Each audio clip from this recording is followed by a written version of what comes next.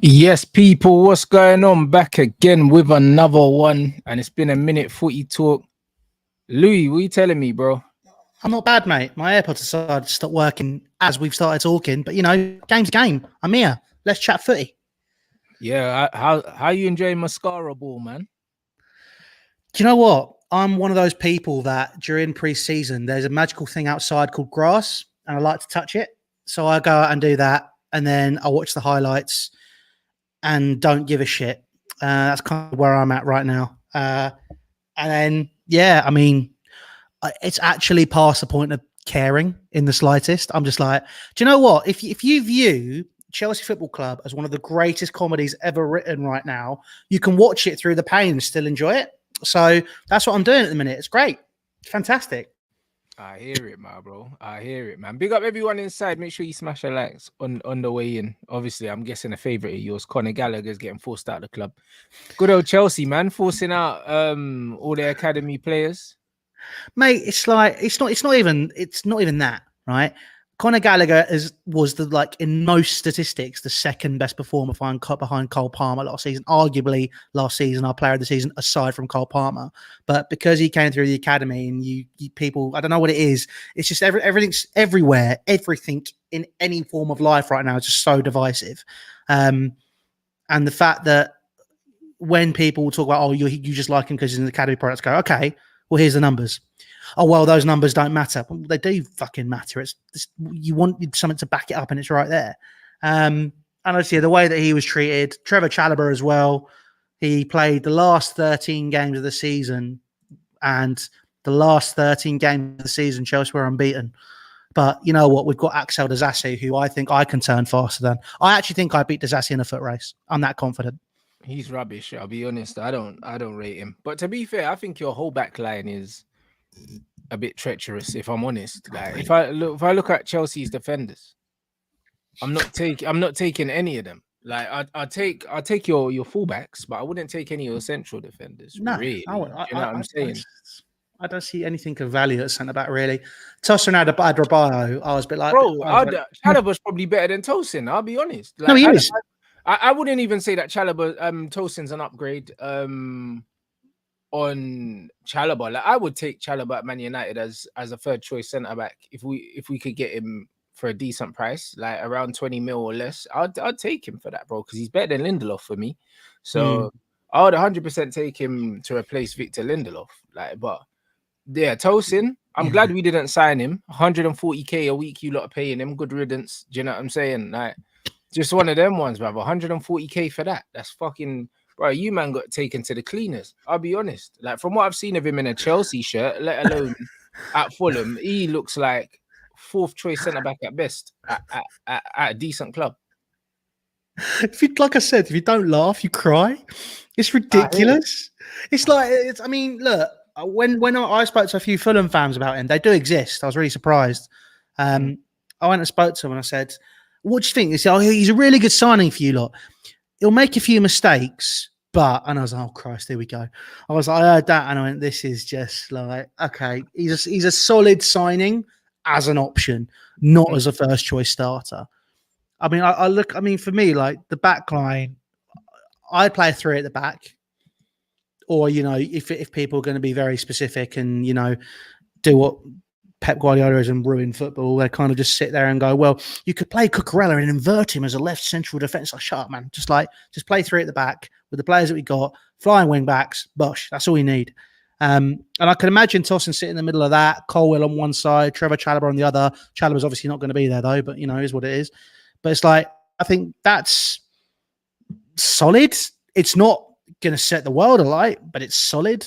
And I just think that everything else is, it's just ridiculous. It's just the whole thing is just, I don't understand the thought process behind these sporting directors 99% of the time.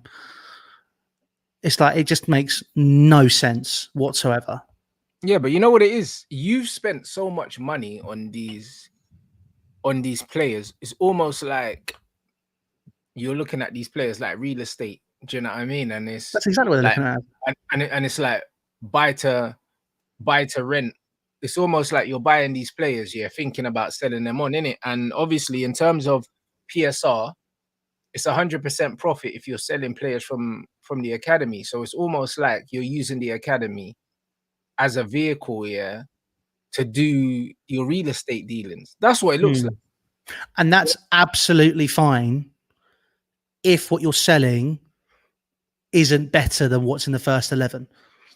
Right now, Conor Gallagher, as I said, statistically, people, I've already seen the comments of people who literally clearly don't understand football. It's fantastic. Oh, we've got to tap the ball about. It's got to be perfect. Fuck off.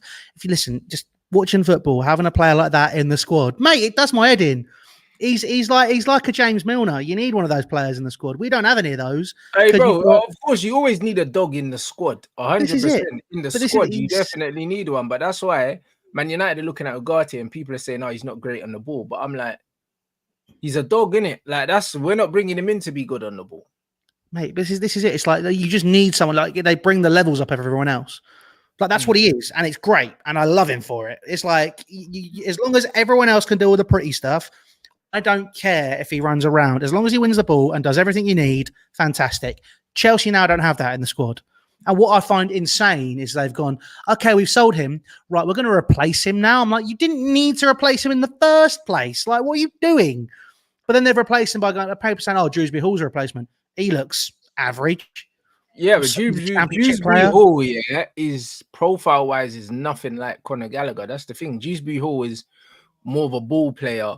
He's a bit more technical. Like, I wouldn't see Dewsbury Hall as a dog. Like, he's not a dog. Like, he's not the same kind of player, innit? Like, player profiles matter in football. And this is why I say to guys, like, sometimes it's not the ability of the player, it's the profile of the player. I had the same arguments when we had Fred at Man United. Everyone was talking about how shit Fred was. And then when we got rid of him, and we didn't have a player of his profile, everyone was talking about, oh, we missed his mobility in the midfield and we missed all these things. But this is the point. You look at the profile of players, and if you don't have a like-for-like profile of a player, you don't really get rid of them, because it's always good to have a plan B or a plan C, even if you're not seeing that player as someone that needs to be in your strongest team.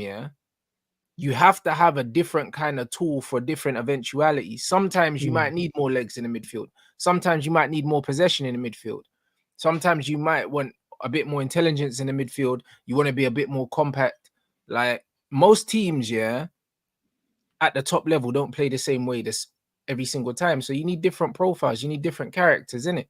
And I guess that's kind of what Mason Mount was for you lot. He was a different profile. But again, Mason Mount's profile, for me, if you're a top club, most games you don't need that profile of player. You need those profiles of players away games, when you're going somewhere tough and you need extra legs. You need someone that's kind of just going to do a job, innit? Conor Gallagher's a player that does a job, but he should be nowhere near the starting lineup at Chelsea. No, I completely agree. I think, look, me and you had this conversation a year ago, and obviously hindsight's 2020, and last year it was fantastic. But again, a lot of that comes down to the system. I understand when Maresca's going, oh, he might not really fit my system. But if I'm the sporting director at Chelsea, I'm going, okay, but you need to have that sort of player, and you need to have them in situations where you might be chasing a game and you just need someone who's going to absolutely run people ragged. Like, bring him on 60th minute. That's exactly what Gallagher is. And I think that's what exactly he could be. But then the problem is everyone wants to be Diet Pep now. Like, how many bald managers are in the Premier League now? Because everyone wants to play possession-based football. It's like, piss off, mate. You're doing my head in. It's like everything's just like I'm looking at it, and then when every club, to be fair to Maresca, he was saying when he went to Leicester and then when he went to Chelsea, saying we want to play like Pep, and he went, well, I don't exactly play like that. I'm a disciple, but I want to put my own spin on things. Fair play to him for that. But the problem is now everyone's got a certain expectation because everyone wants to play a certain brand of football, and football is boring because of that now. I loved I agree. Towards the back end of last season, I loved Pochettino's football because it was so insane. That's why it was so good. I loved, like, when with those City games where we actually went toe to toe with them, it was amazing because you saw, I guess people would say it's a more archaic form of football now because it's more direct and now you can't do that and all this sort of stuff. But I enjoyed it because it was a complete contrast to what you see at the minute. Jack Grealish used to be fun to watch. Now he's incredibly boring. You know, there's nothing nothing in football now which I look at and I go, do you know what? Like, there's nothing exciting. There's nothing I look at. When I think about a winger, I don't look at anybody who I think, oh, he's going to take them on. That's going to be interesting. You just think they're going to run at someone, pass it sideways, retain possession because they're too scared to do anything interesting. It's just sometimes just play some Sean Dyche football, lads. I just want you to twat it from 40 yards, please. Somebody who could do that, love it. But, you know, yes, it wasn't great. It wasn't pretty. I enjoyed it at the back end of the season because it was archaic. And to be honest, it would have made sense to keep him for another year.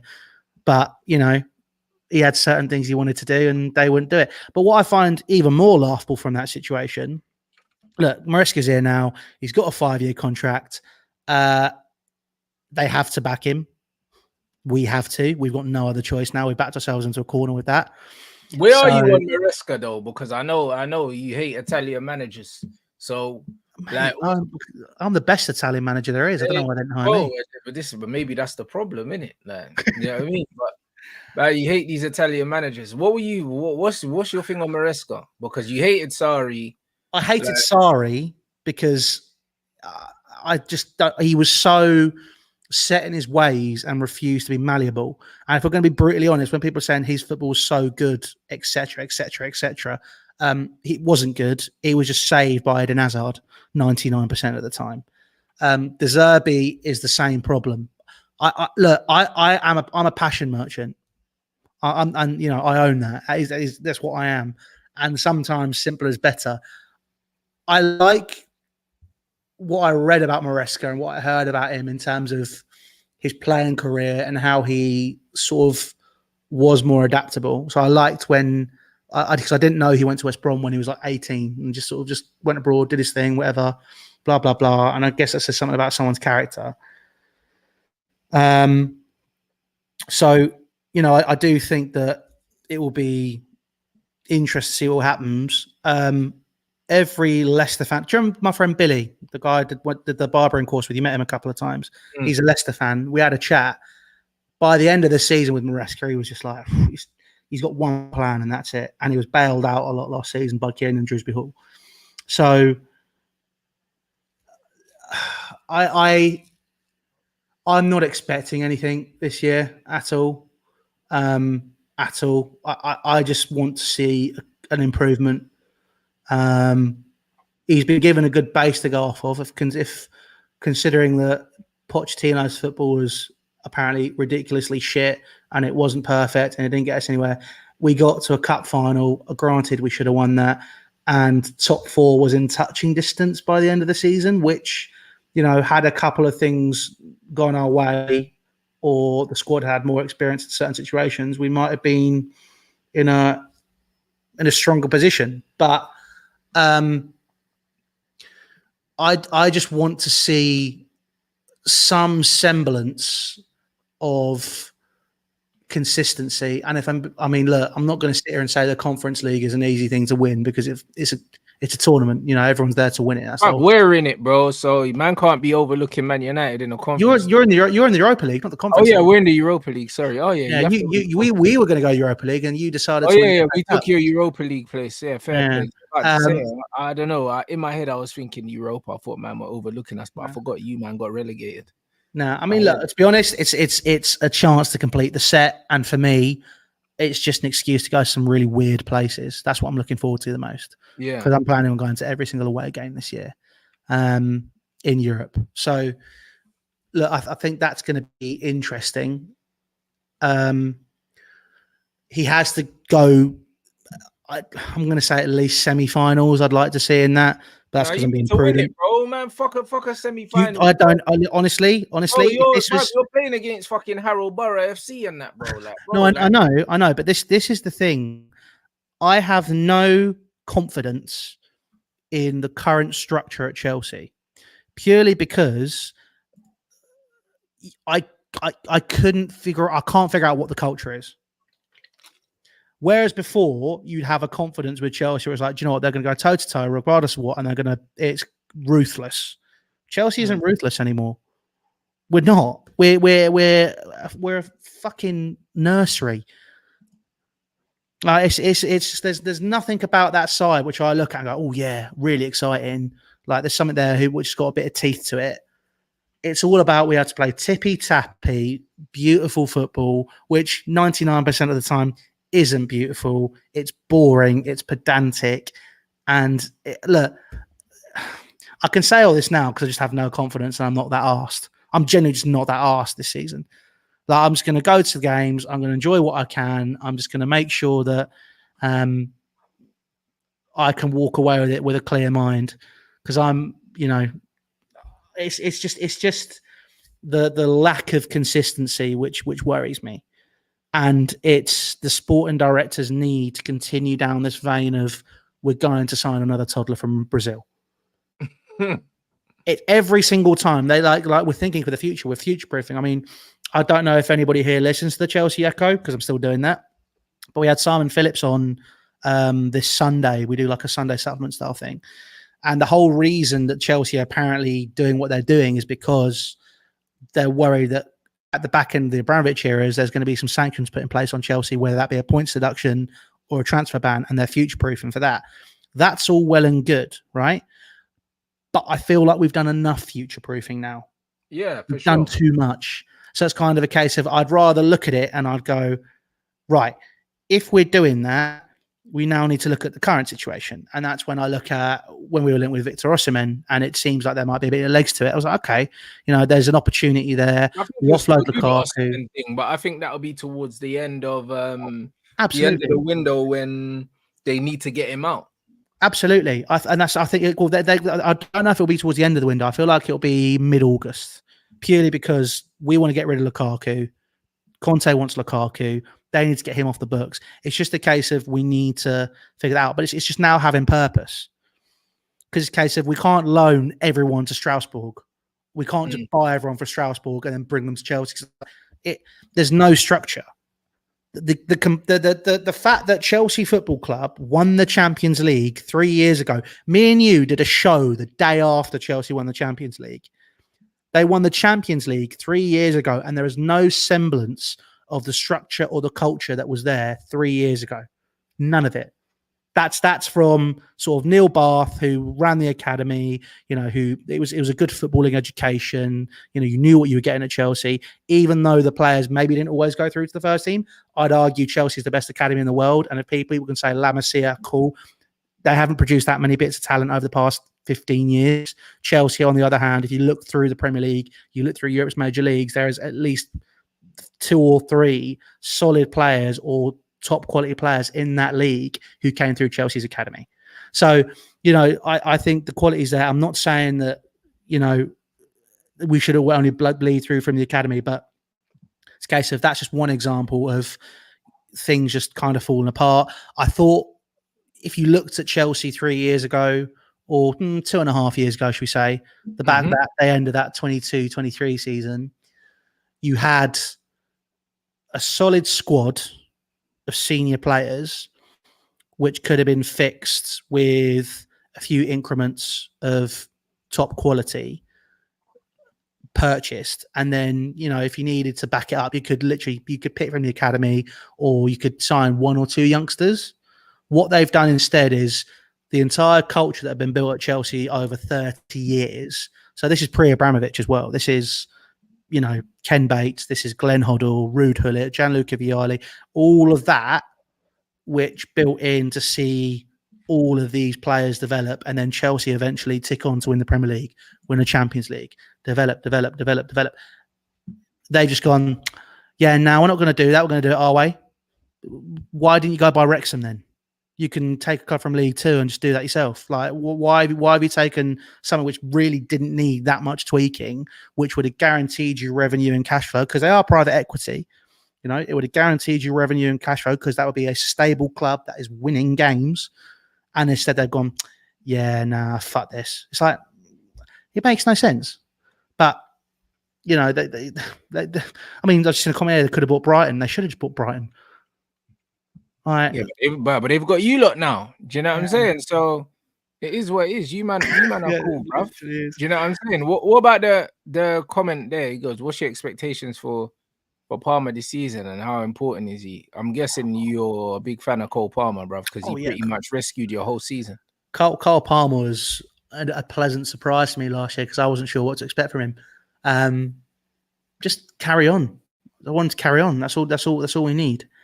I think the challenge for him this year is going to be. Last year, no one had any expectation on him. That he just kind of turned up to play his football. Now I feel like everybody is now expecting him to be one of the best players in the league. So my question is, how is he going to deal with that pressure?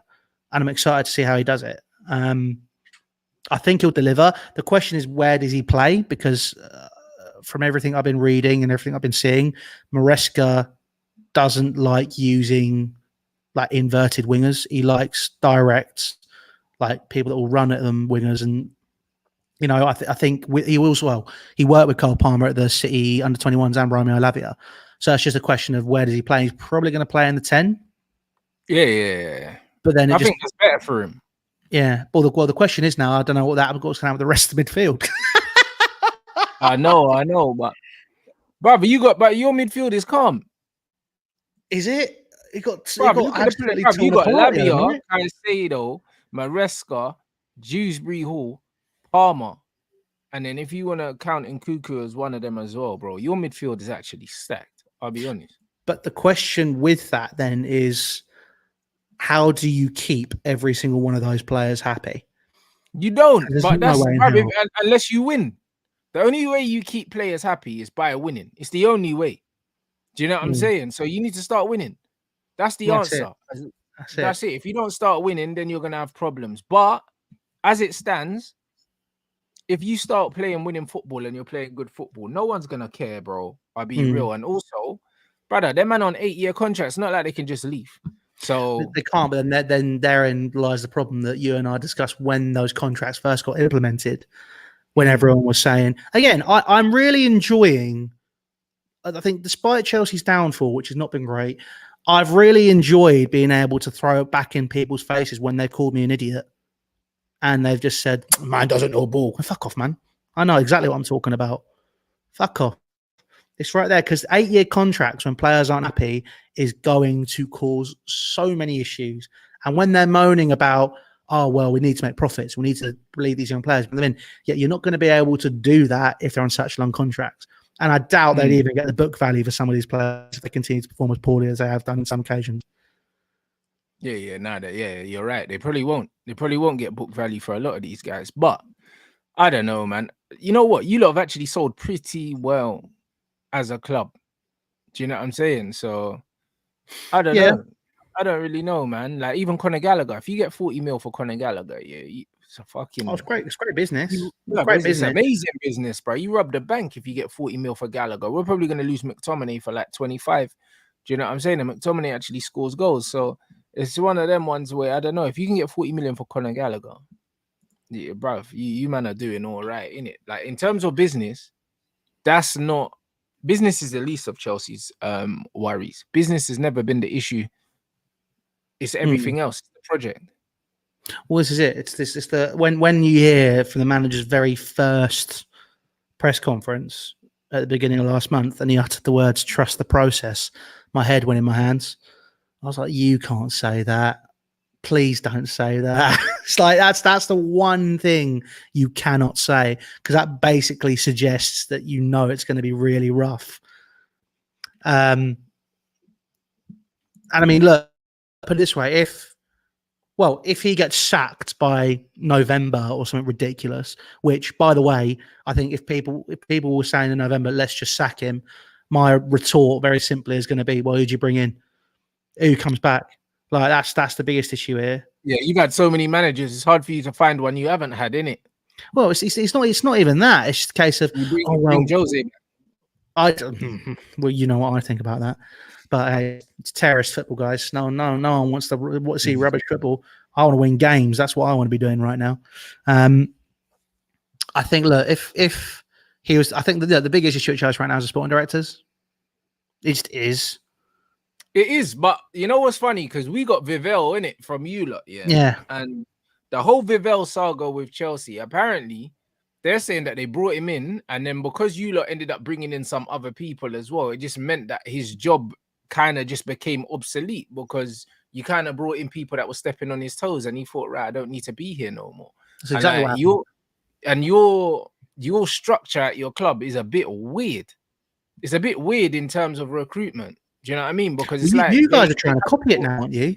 That's trying to use our model. I don't think so. I don't think so. I don't think our model is like yours. I don't think it is like yours. In that sense, like we don't have. Who are your two main guys? I think it's like what that Paul Stanley and Lawrence Stewart. Yeah, that's what I mean. Like, who the fuck are they, bro? Well, Paul and Stanley, I've got a fun story about that. I spoke to somebody who worked with him at Preston.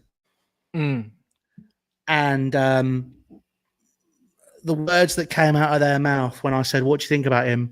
Verbatim, he looked straight at me and went, how the fuck did he get that job? I was like, oh. Well, there you go. That's what I mean. You see what's going on here? Pavel looked at these lot and said, listen, I'm not taking orders from these scrubs. Do you know what I'm saying? Like, especially with the experience that he's got. And now he's at United, bro, where no one's going to step on his toes. Like, the thing is, the one thing I like about our setup now is that everyone's got distinct roles and everyone knows what they're doing. At Chelsea, it seems like all these geezers are just kind of all just doing a little bit of everything together, like having a jolly up. It don't make no sense, innit? It's the transfer dream team. That's exactly what it's called. We've got the best in class, man. Oh, fuck off, mate. Best in class from Monaco and Brighton. You man are trafficking like little Colombian kids and stuff. Like that's what man are doing. Like when I'm seeing, honestly, I actually do worry. I just want to see if these lads have been DBS checked. There's time to sit there. It's like what's going on? It's what I think. Look, they say they appreciate the size and stature of the club. They need to behave like it. I understand that right now. So Chelsea are in a different position to what they were 5 years ago because Roman would literally just sign a check and that'd be it. Whereas now we actually need to be more conscious about the money they're spending. But to be more conscious about the money they're spending, what I seem to have noticed is in any big deal, Bowley and Igbali have to step in because these two are literally sitting there and going, we get like dilly-dallying over a deal and it goes wrong every single time. And we have had our pants pulled down. So it just goes to show that these lads have a certain level. And I have no doubt, by the way, right, Paul and Stanley clearly did a very admirable job at Brighton, right? That's why they're in the position they're in. Lawrence Stewart, I mean, Monaco had some pretty shaky seasons after they got rid of that, Mbappe, Tchouameni, sort of like players. But wasn't the DOF wasn't that Campos though? I think no, it was Campos, but Stewart was there. Yeah, okay. He was. Let me double check. Them man had Mbappe. They had Martial before. They had Bernardo. Give me a second. Let me just make sure. Let me make sure I've got these. I want to make sure I've got these right. I don't want to. Yeah, Bakayoko. They had Fabinho. They had bare players. That Monaco team was crazy. Right. So he joined Monaco in 2020. So literally, like the window after that kind of class had just gone. Okay. And they were in a bit of a spiral. I mean, look, he went what? Video analysis for England, performance manager at Man City, scout for Everton, head of scouting for Leipzig, 2018 to 2020. So decent players came through there. He was at Leipzig. Okay. RB Bragantino. Bragantino, head of scouting. New York Red Bulls, head of scouting. Salzburg, head of scouting. Then he left that and he went to Monaco, sporting director, then became technical director. So these fuckers move around a lot, innit? Mate, this is what I mean, right? So this guy, he spent 2 years as an analysis for England. He spent 3 years at City. He spent 2 years at Everton. Then obviously, I think, look, the Red Bull network's the Red Bull network, innit? They all speak to each other there. So he was only there. Fuck me. So he was the head of scouting for Jesus Christ, 3 Red Bull clubs at the same time. So the whole Red Bull network he was the head of scouting for. And then moved to Monaco. He was only at Monaco for 2 years, and then he moved on again. So it seems like I don't know. He seems like a cowboy, I'll be honest, bro, because that's a lot of movement. Do you know what I mean? For someone that does a job that's not really front of house and that. I mean, I just have, like I said, very little confidence in how these two do things. Yeah, I mean that looks a bit booky. You know what I'm saying? Because bro, like if I look at like Vavel, yeah, well, he was at Hoffenheim and he worked his way through. Yeah, as a scout, and then he was in the Red Bull group with Salzburg and Leipzig, which is kind of, bro, you stayed within the same company, and then he went to Chelsea. You got some geezer that fucking every year he's somewhere else. That's looking a bit spooky, bro. Do you know what I mean? If you're hiring someone and you look at their CV and them man are somewhere else every year, it's all a bit like, why are they letting you go, bro? Because some of these jobs don't even sound like upgrades. No. And this is going to be a rough year. I can feel it. Boy. Well, mate, but it's going to be a rough year. But the thing, what annoys me the most in that situation is it will be Maresca that takes the brunt of the rubbish, when in reality, he's walked in something that's been a mess for about 3 years. I don't know, but Maresca's, I don't know. You gave him an 8-year deal. You're not going to sack him like you sacked my guy Graham Potter. I don't. Well, I'd like to think we wouldn't, but I feel like there's this is why I was saying about the culture, because I don't think you could speak to any Chelsea fan right now and say what a fan believes the values are of Chelsea Football Club versus what's currently being displayed marries up, purely because we don't actually know. Like there's no one from the club has come out and said, this is why we're doing this. This is the situation. It's going to be tough, but we've got to see it through, right? If someone came out and said that, I'd be far more receptive and far more supportive of a lot of the situations we're seeing. But they don't come out when things are bad. They only come out when things are great. And they'll pop their head out of the woodwork to say, yeah, we did that. How fantastic is this? And then when things go wrong, they're all sat in a corner and no one wants to step up. So, you know, it's a situation which I think can be rectified, and it can literally be rectified and goodwill can be reestablished with literally one interview. And I'm not talking about one interview at some, at SoccerX, like a football business conference. I'm not talking about going on Bloomberg. Go on Chelsea TV or go to the BBC or go to a major news outlet that is reputable and people can have those conversations, and then people will be far more receptive to it. But I don't think they want to do that because of the amount of flack they've come under over the past 2 years. But they can't. It's a vicious cycle, because if they don't come out, then that flack's going to continue. If that flack continues, we're going to go in a more downwards trajectory. My confidence. What I'm gathering from all of this is you ain't got no optimism about Chelsea season. No. Nothing, bro. Mate. But on paper, your squad's all right, though. Yeah, but games aren't played on paper, mate. You and I know this. James, you got that Gusto. Cucurella's fucking just come off the back of winning a trophy and that. Do you know what I'm saying? You got that stacked midfield that we spoke about. You got Cole Palmer. I mean, look, I think you get Osimhen as well. Come on, bro. Come on. Like squad, with that squad and the Diet Pep or whatever, come on, you don't got to do something. I mean, look, I'd like to think so. I think, look, considering that a lot of first teamers and probably starters in the 11 haven't been playing because they've been on an extended break. Cucurella, Palmer's another one. I'd like to think that we will do something, but I just want, like I said, I just want to see a consistent improvement. And like if we sign Osimhen, I mean that's a marked improvement in a signing straight away. The issue is going to be his contract, because I don't think whether or not Chelsea aren't going to break their wage structure for him, and he's said straight off the bat, I am earning X and I am not shifting. So whether or not it'll be a case, 200k or something, innit? yeah. What's that? He wants. I think it's 300. I think it's 300k net. So gross, I think it's like something ridiculous yearly.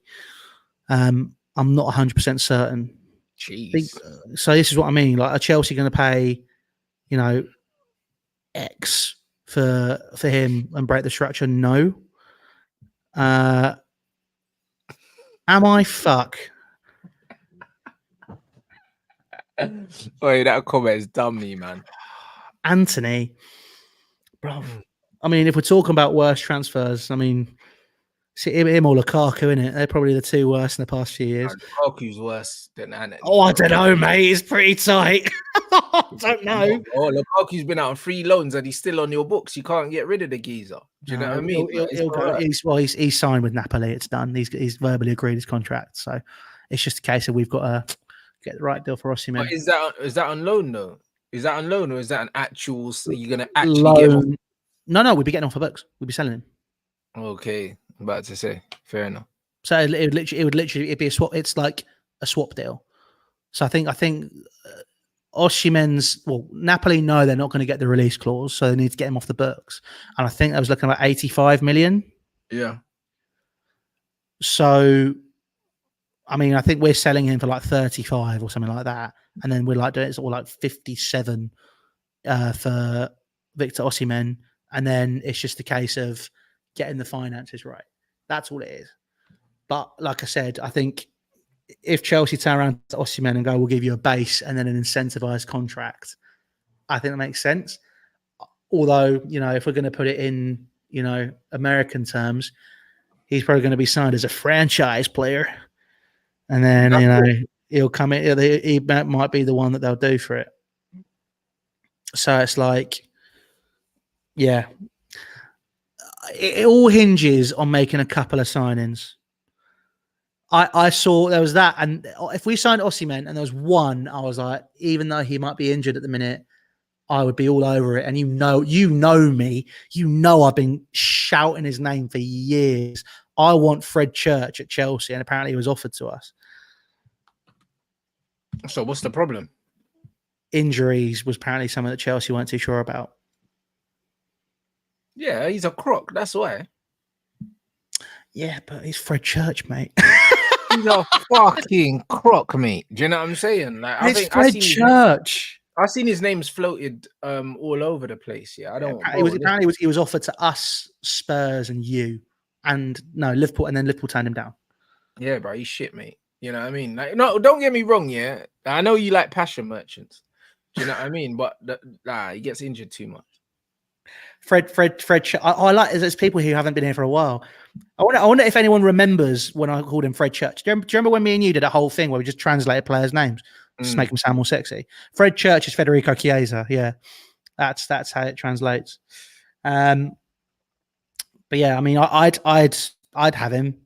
I mean, what's our current left wing options? Mikhailo Mudryk. He's awful, brother. Listen, that's what I mean. When man's talking about Anthony, bruv, Mudryk. Yo, listen. Mate, he shaved his head. He's going to be a different player. I'm keeping Anthony over Mudryk. Like, oh, my days, bro. Are you? Yes, I am. Yes, I am. Mudryk is awful, bro. Like, brother, listen. You're still clinging on to that pass that Anthony made in the game against us, isn't it? At least Anthony is a scumbag. At least I can rely on him to kick someone. Mudryk ain't on anything. He won't even kick a man and get a yellow card. Like, he won't even do that. There's nothing about Mudryk here that is even a footballer. Like, it's crazy to me. Like, this is the thing. I don't know how you man have spent like nearly over £1 billion, yeah, and your attack is Madueke. Mudryk, bro. Like players like that, Sterling. Like, bro, spent all that money and you got them shit attackers. Like, bro, it should be a crime. I'll be honest, someone needs to go to jail, yeah, for having Raheem on 300 and something grand a week. Mudryk, Madueke. Like, that's the only part of the Chelsea team, yeah. To be fair, no. Chelsea are solid in the middle. They got shit back and they got nothing up front either. Do you know what I'm saying? Like, it's all a bit mad. Like, your wide areas are awful. You've got no striker. And then you've got nothing. Nico Jackson's he did all right. No, I like Jackson, but Jackson is a squad player, if we're being honest. Jackson should be the guy that comes in for your main left winger. I like Jackson when he was playing off the left last season. I really like that. He's first off the bench, yeah, in like wide areas or up front, but he shouldn't be starting. Well, he probably wouldn't be with Osimhen. If it was Osimhen, no, but he's better than Sterling. But then what? I guess you play Nkunku on the left and you play Palmer on the right. I forgot about Nkunku as well. I mean, look, I think the thing with Nkunku is he had 18 solid months at Leipzig, but the rest of the time, if you look at his injury record, he's been as injured as he was last year for Chelsea. So, again, when I say I want to see improvements, I just want to see him on the pitch, and it's the same for Reece James, by the way. I just want to see them playing football. That's that for me. It's just making sure that you see that and some semblance. And then we'll say, well, yeah, it's playing Nkunku in the 10, but so where does Cole Palmer play? He ain't playing him on the right. He's playing him in the 10. This is the problem we've got. The quality we have is fantastic on paper, but you cannot fit them all in. And people say, but you're playing different competitions this year. Do you think, like, honestly, strongest 11, Enzo Fernandez doesn't get on the pitch? Strongest 11, by the way. He doesn't. No. Not on my 11. Not at all. Because Lavia, I can't lie, Lavia's looking quality. Good. Also, Lavia's profile is very different. Like, he can pass, but also he can carry the ball, innit? So you would think that him and Caicedo were going to play. What's it? You think it'd be... My 11 on paper, he plays 4-3-3. So I think my 11 would be... Goalkeeper, I don't even know where to start. All right, skip the back five, innit? Because, like, obviously, like, you man's defense is shit. Do you know what I'm saying? Like, obviously, Reece James is a baller. Other than that, your defense is dead. Go into the midfield and attack, bruv. Like, well, I mean, if defense, Reece James, Cucurella, Colwell, and that right centre back spot. I mean, I'd start Trevor Chalobah, but he's going, so you know it's redundant. Tosin, then let's say Tosin and Colwell. That's a Europa League backline. Colwell and Tosin, bro. Oh my days. You see, when you man are conceding 3 goals every game, I will be there, Louis, bro. Oh, mate, it'd be great. I'm really looking forward to that. Fuck me. I think then your midfield 3, you're looking at Caicedo, Lavia, and then you're looking at Palmer. Front 3. That's a solid midfield, by the way. Solid. It feels a little bit lightweight. I don't know if that's just me. It feels a little bit lightweight. There's not a lot of steel.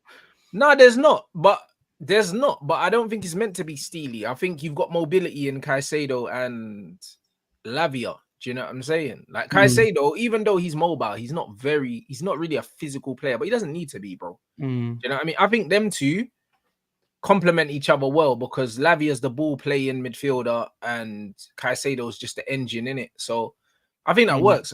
Palmer is Palmer. Defensively, he's not going to give you a lot, though. No. Do you know what I'm saying? You just let him do his thing. Cole Palmer. Yeah, you just let him play.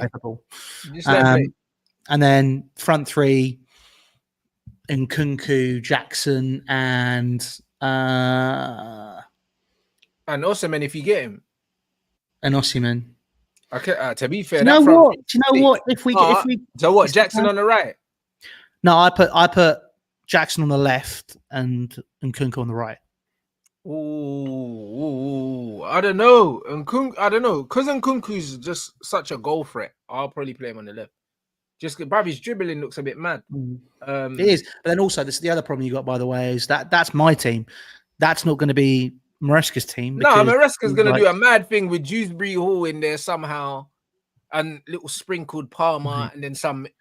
I feel like Dewsbury Hall is going to be like what Mason Mount. He'll play like 2 10s or something instead of wingers or something. Your manager's a crackhead. He's gonna do something. What he's gonna do is he's gonna play. I feel like Dewsbury Hall is going to be what Mason Mount was to Lampard. Yep, that's what I'm saying, bro. He didn't bring this player in to be, bro. Listen, Dewsbury Hall's gonna get minutes, bro. That's his guy. I mean, it makes sense to begin with because you need someone who actually understands how Maresca plays his football consistently. But then after that, it's okay. Once everyone's fit, I'm like, I look. Kiernan Dewsbury Hall, like again, he was a young player when he was in the Premier League, but I never looked at him and went, yeah, solid. What a player. It's like, meh, 30 million quid. Really? It's like, that was Hall is, for me, Dewsbury Hall is what the kind of player that people think that Mount is, in a sense that I think Dewsbury Hall is a very good Premier League level squad player at a top club, but he's not a starter. Do you know what I mean? He's someone to come into the squad when you've got injuries and the level doesn't really drop. Do you know what I'm saying? Like, he's a good ball player. He's got a good engine, but I don't think he's at the level where he should be starting every week for a top team. Do you know what I mean? I think he's a very valuable squad player. That's what I think. But I don't know. Like, him and the manager got history, and the thing is, when you got history with a manager, bro, that goes a long way, bro. Unless you got a ruthless manager like Ten Hag that'll throw his own children under the bus. Do you know what I'm saying? Like, but most managers are actually loyal to their players, bro. One thing about Ten Hag is he'll fucking throw anyone under the bus. He doesn't care. I'm just whatever happens. Do you know what? Do you know what I think might happen if we got rid of Maresca? By the way, I bet you this lot would look at Sarri. I bet you. Not Sarri again, bro. No, they wouldn't. You don't think so? He plays a really attractive brand of football. Look how great he was. And he won a trophy with Chelsea in the past, so he understands the culture of the club. The whole reason. I love a Sarri rebirth, man. I'll be honest. Honestly, I actually would kill myself. I wouldn't do it. I'd sit there and I'd be like, nah, I'm out. Cheers, lads. Bro, nice. Mate, what we do? We stream this show on the dark web, and then when the first goal goes in of the new Sarri era, I will cut the rope to the toaster above my bath. I'll sit there in a black tie. I'll be, really smart, really vigilant. I'll be like, yeah, we'll sit there. It's fantastic, guys. I'm so ready. And then when we go 1-0 down to Walsall in the League Cup, I'll just kill myself. Nah, you are a madman, bro. Listen, Sarri's a fucking great manager, man. Yeah, okay. I can't lie. I want to see. Okay. I want to see that, bro. I'm telling you. But the Italian managers are where it's at right now in football. I don't know why you're not patriotic no more, Louis, bro. I can't lie, bro. Man, seeing guys like Spalletti and that. Listen, all I'm saying, the Motta, go get some proper football managers, mate. Do you know what I'm saying? All the best managers are Italian, mate. This is why Imperial Wharf's going to come back at some point. I've got to jump on the wave, innit? It'd be nice. I saw someone say Sarri won Chelsea trophy. No, he didn't. Hazard won Chelsea the trophy. Thank you very much. Look at the numbers, but it's the system. No, it's not the system. Hazard doesn't thrive in the system. He's chaos ball. That's what I miss. I just want chaos. Can you imagine Hazard playing football now? Forget it. But there's no Hazards anymore in the game, bruv. Like, that's why we need these systems, yeah. Because most of the time, these players are shit without them. If we're being completely honest, like this is where football is now. This is where football is now. Outside of a system, yeah. Cole Palmer was the only player that thrived for Chelsea last season. Everyone else was dying. Like, this is just what it is. There's very few players, yeah, that are actually better when there's no system. Do you know what I'm saying? Like, when players like João Felix, players like that, they don't need a system. They just need pure freedom, bro. That's why I'm liking Sancho in the false nine at the moment, because he can go wherever he wants. And he's impacting games way more for Man United in that position than he does from the wing. From the wing, he doesn't impact the game the same way because he's restricted. So it's one of them ones where it'll be interesting to see if Cole Palmer's restricted in this Maresca system, or if Maresca gives him the freedom to float around the pitch, get on the ball, and actually impose himself. If he does, I think it's going to be amazing. If he is played in a rigid system, his numbers will suffer, and that's perfect because I want him back in Manchester. So it is what it is, bro. And Cole Palmer's going to play for Man United. I told you, look, Cole Palmer's going to play for us one day, bro. It's going to happen. Probably when he runs his contract down at Chelsea, he'll go to you lot on free. It's going to happen. You watch. It's going to fucking happen. I promise you, look. I promise you, look, it's going to happen. I've been saying it. You know what I mean? And Chelsea fans were laughing at me and all of that. But, I told you, Cole Palmer's going to be a red, bro. Trust me, in the next 3 years. I wouldn't even be surprised at this point. It's the like I said, it's the lack of cultural understanding where it's like what it will be is you'd come in with an offer that would be more than the 40 million we paid for him, which means that we'd make a profit. And then the mentality would be, okay, well, we'll just buy you a new hero. It's like, okay, well, thanks, guys. Like, no, you would sell him for the right price. Like, oh, absolutely. One thing about Chelsea is they see their players as commodities. They don't. It's not about anything else. It's not about anything else, bro. If we offered, like, bro, they paid 45 million for Palmer. If we offer them 90 mil, they're fucking taking that, bro. I'd take. I mean, I wouldn't take 90 based on the season. Based on the season he had, I'd sit there and go, 120. Fuck off. About 120. Just saying, right? Think about it. Think about not just book value. Think about the quality he brings to the team. He's now in England international. He impacts England game. About all that, man. Who cares, man? Like, bruv, listen, 90 mil, bruv. Like, listen, mate. I've got a degree in this shit. I know exactly what I'm saying. Bruv, 90 mil, bruv.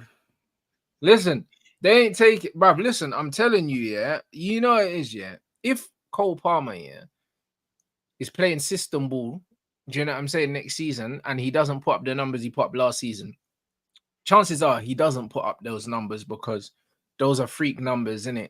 Like goals and assists. And that was when he had pure freedom. He's not going to have that freedom now. He's still going to put up good numbers this season because he's a quality player.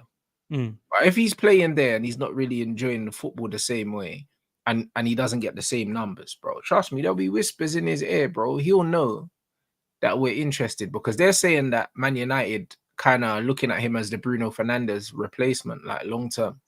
And Bruno turns 30 this year. Really? So, yeah. He's not. They're different profiles, really, aren't they? They're different profiles, but they're both 10s. Even though Bruno's not a proper 10, Cole Palmer is a proper 10. Do you know what I'm saying? And they're saying that obviously it's only rumors, but it's a Wilcox rumor, and that makes a lot of sense because obviously Wilcox was at City. So it's one of them ones where they're saying that they see Cole Palmer potentially as a replacement for Bruno long term. And if that's the case, later, I'm here for it, mate. Do you know what I mean? Because Bruno got 3 more years left on his contract. I say in 2 years' time, season after next season. Do you know what I'm saying? Start knocking on Chelsea's door and saying, all right, cool, like, let the boy come home. I mean, chances are when we're playing championship football, you could probably have him. Bro, I'll be real. If you don't get Champions League football this season, yeah, I don't know, bro. A lot of your players are gonna be getting itchy. Well, that's why Elise didn't come. Back end of last season, it was like, yeah, okay, interesting. There's someone here. I'd be interested in that. Then, as soon as Chelsea didn't get Champions League, he was like, yeah, nah, I'm good. I was like, yeah, fair enough. I mean, this is the problem now. The Chelsea's wage structure limitations and their lack of current pedigree is very much going to be an issue. Anytime they try and sign a player now. But guys, look at the project. You've had 3 years with this project and you've not got anywhere. Like in 3 years, there'd be some semblance of a return. You've restarted 3 times. Guys in the chat saying, oh, United, are you getting Champions League football? Listen, my brother, we just need to win the Europa League and we get Champions League football. I believe we get Champions League football by either winning the Europa League or finishing in the top 4. One way or another, we get it. It'll be cup. Ten Hag seems to have a little bit of a knack in the cups with you lot. Yeah, but it's not just Ten Hag. It's Man United, bro. Like, we always have cup runs, bro. Like, we got to Europa League final with Oli as well and lost on penalties. We lost 11-10 on penalties, bro. That was nuts. Do you know what I mean? Like, why are people pretending like we don't always have good cup runs? Like, we literally always have good cup runs under every manager. So I expect us to have a good cup run again this season with this squad. Like, it's almost a given. Do you know what I mean? So I think we can win the Europa League. I think we should be targeting the Europa League. If I was a Man United manager right now, I'd be looking at the Premier League and looking at the recruitment of all these other teams and saying, yo, guarantee, I'll bet almost a guarantee is the Europa League for Champions League. Like, I would absolutely prioritize that competition. Do you know what I mean? I would absolutely. Who's in the Europa League this year with you lot? Let's have a look. Yeah, we went to 3 semis and a final with Ollie. That's what I'm saying, bro. With Ollie, brother, like, we always have cup runs. People need to understand, yeah. Like, when man are saying, oh yeah, but Ten Hag won 2 trophies in 2 years, bro. We always are there or thereabouts for trophies every season anyway. It's only Tottenham in England that are in there with us. Bro, we should beat Tottenham, bro. Especially when it's for a trophy, blood. You can't be losing to Tottenham here when it's for a fucking trophy, can you really? Imagine. I'm trying to see. So who are the teams that you've got? So right now, hold up. Oh, this new format's fucking weird as well. I'm looking at this. It makes no sense.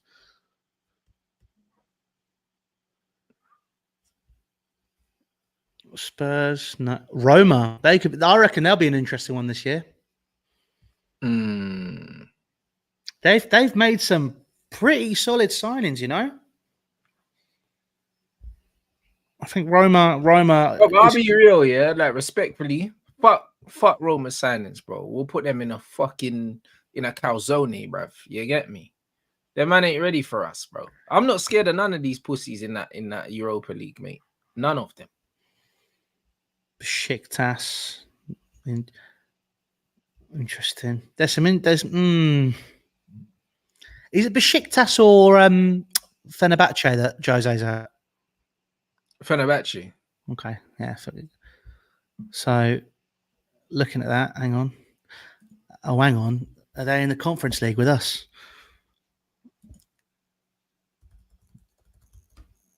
Conference League teams. Yeah, we got. Oh, that could be vicious. You got Fenerbahce. Fenerbahce. We don't know the groups yet, obviously. You're gonna draw them. It's not even a group thing. I swear, you play 8 games or something, 4 home, 4 away, and it's like a league table thing. That's the format. So they'll definitely give you Jose. They'll definitely give you Jose. They're gonna rig it. Of course they are. Like, bro, for numbers, yeah, no better way to get people to watch the Chelsea Conference League then Jose goes back to Chelsea. You can just assume that that's gonna happen. If he beats us at Stamford Bridge as well, oh God. Yeah, you can almost guarantee that they're going to make sure that match happens at some point. Oh, mate. It's going to be... Yeah, no, we ain't winning the Conference League. I've booked my hotel for Gdansk because it's cheap as a budgie. Where the fuck is that again? It's Poland, mate. Fuck, bruv. Them man are going to be up in the mountains with Khabib and them man going to watch football matches. And that's exactly what you do. You know, that's what I'm going to be doing, mate. I'll go fight a bear, then I'll come down, watch the game. This is crazy. Hey, good luck with all that, mate. Mate, Gdansk is fine. It's fun. £1 fucking beers, shots for 50p. I'll be sorted, mate. I hear it. But yeah, it'd be interesting to see what happens. But yeah, I'm. Look, you and I'll be having multiple conversations this year, so just so people are completely clear, and I'm being as transparent as I can be. I just want to see Chelsea improve. That's all it is. I just want to see us actually have some semblance of something. I'm kind of in the same place with United as well, bruv. Do you know what I mean? But I need trophies as well. I'll be real. If I had a new manager, I would have been on what you're on. I would have been on cool. I just want to see Man United play a better brand of football. I want to see us improve. But now, because of the manager, the fact that we still got the same gaffer, even though we got different coaches, I'm not willing to give Ten Hag a completely clean slate because he's wasted 2 years of my life. Do you know what I'm saying? And that's just what it is. So even though Van Nistelrooy is coming and René's coming and the football is looking more like Van Nistelrooy ball than Ten Hag ball, yeah. With like the high fullbacks and the pressing and stuff. It definitely looks like more like Rude ball than fucking Ten Hag ball. However, Ten Hag's still the face of this project. So do you know what's going to happen? You're going to have an Andre Villas-Boas, Roberto Di Matteo situation. You're going to have a string of bad results. Ten Hag will go. Ruud van Nistelrooy get the job. 100%. I think he's already set up for that, bro. Like, and Dwight York kind of already insinuated something similar as well, and people were getting onto him. Like, but it's the truth. Do you know what I'm saying? Like, bro, like the truth is, Ruud van Nistelrooy is there. He's a head coach. He's got the he's already got the Man United legendary status already. He's already got the fans behind him. He's already got the media behind him. And then you've got a manager that's there on thin ice anyway, and Ruud's just looking over his shoulder. Do you know what I'm saying? So the manager will be feeling the pressure of having Van Nistelrooy there 100%. And I think it's only a matter of time. If there's a string of bad results, the manager's going to be just saying, yo, like, I'm waiting for this guy to betray me, blood. Like, that's what it's going to be. So, yeah, it's going to be interesting. But I think that unless we have an outstanding season, Ten Hag doesn't survive the pressure that Ruud van Nistelrooy is putting on him. I think it's the last year of his contract, isn't it? No, he's got one more after this. He got a 1 year extension. He got a 1 year extension, so he's got 2 years left. But it's not even about that, man. Like, everything about Ruud van Nistelrooy's presence there is dangerous for the manager. Do you know what I'm saying? And as a man, there's no way that he can't be intimidated by that, because Ruud's just got a real presence about him. Like, he towers over him, like, physically. Do you know what I'm saying? And he towers over him in terms of the attachment and the love that the fans have for him. As much as the fans have backed Ten Hag, yeah, Man United fans are sucker for a storyline, innit? So as soon as Ruud van Nistelrooy... It's not even just United fans. I think football... The Ruud van Nistelrooy thing is like Ollie, but on crack, because Ruud was actually good. Do you know what I'm saying? Like, actually good. Like, without the 99 goal, Ollie's not seen as a club legend. And he's more seen as a cult hero. Like, Ruud van Nistelrooy is Ruud van Nistelrooy, bro. Yeah. Like, do you know what I mean? That's how we felt about Lampard in that first season. Yeah. So I can see if I reckon if Ruud van Nistelrooy gets the job, you'd see and experience a similar situation to what we felt under Lampard, bro. Because like that first season, it was vibes. Like it was the job is so almost fun. Like if Henry got the job for Arsenal, bruv. Yeah, like that's kind of what it is. Like, it's mad. Like, people need to understand that. That's crazy. Do you know what I mean? That's kind of what it is. It's like if Ruud got the job, if Henry got the job at Arsenal, or like Ian Wright or something like that. That's what it's like. Ruud van Nistelrooy. Like, Ruud van Nistelrooy was every Man United fan's probably favorite striker, bro. Like, it's not fair, bro. Do you know what I'm saying? The guy averaged 30 goals a season for Man United when we was playing on ITV Champions League nights, bro. The nostalgia is sickening. Those were the best Champions League nights, by the way. I won't hear anything. Yeah, bro. The nostalgia was sickening, bro. Do you remember that there was that song by like with the guitar that they always did? It was like country guitar when they did the results. Bro, that was some of the best times. Some of the best times. For me, that was the best. Like Clive Tilsley and that, bro. Like, he's the best interview, one of the best interviews I've ever done, by the way. Clive Tilsley. He was fantastic when I met him last year. Bro. He's just, I got him to shout my name in commentary. It was honestly probably the horniest experience I've ever had. I heard, and it's Beneventi, and I went, oh my God, oh, take me now, Clive. I loved it every minute. Bro, what the fuck, man? Oh. This is crazy, man. Like, this Ruud van Nistelrooy is something else, bro. Like, I don't see how he doesn't end up with a job. Like, it's so mad that, like, I believe that the only way he could have come in is if they offered him the job next, bro. They would have at least said to him, you know what, yeah, like, if we move him on, the job's yours. Because there's no way that he would have turned down head coaching experience at Burnley because they offered him the head coach job for more money, and he turned it down to go to Man United. So it can only be because he kind of knows that he's next in line. Yeah, I think the I just don't think the Burnley job's that attractive anymore.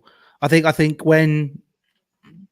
when they first brought in Vincent Company and there was a whole we want to change the brand of football, that was when you could see there was a certain attractive style to it.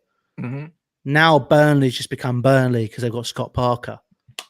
Honestly, have you seen the picture of Scott Parker with holding up the Burnley shirt? He's got long hair, mate. He's wearing like a roll neck polo. He looks like he owns a failing wine bar. You know what? Scott Parker, wasn't he at Bournemouth before, and he was doing okay, and he sacked him, right? He was at Bournemouth. Then he went to. He was at Bournemouth and he fell out with the owners, but he was doing a decent job at Bournemouth. No, he was doing all right, but he's doing a decent job. He'll do well in the Championship, is what I'm saying. Oh, he'll do. Yeah, the Championship's fine. Did you see his results at Bruges, by the way? No, I didn't know. Let me read these out to you because it was absolutely harrowing. But also, he's gone to fucking Belgium, bro. You know what I mean? This guy don't speak Flemish or nothing. What the fuck's he going to Belgium for? He was never going to do it. You're going to be ego, right? First game, he lost 3-1 to Genk. The team he inherited reached the last 16 of the Champions League, but his team lost 7-1 on aggregate to Benfica. And on the 8th of March, the day after, they lost 5-1 in the second leg, and he only won twice in 12 games.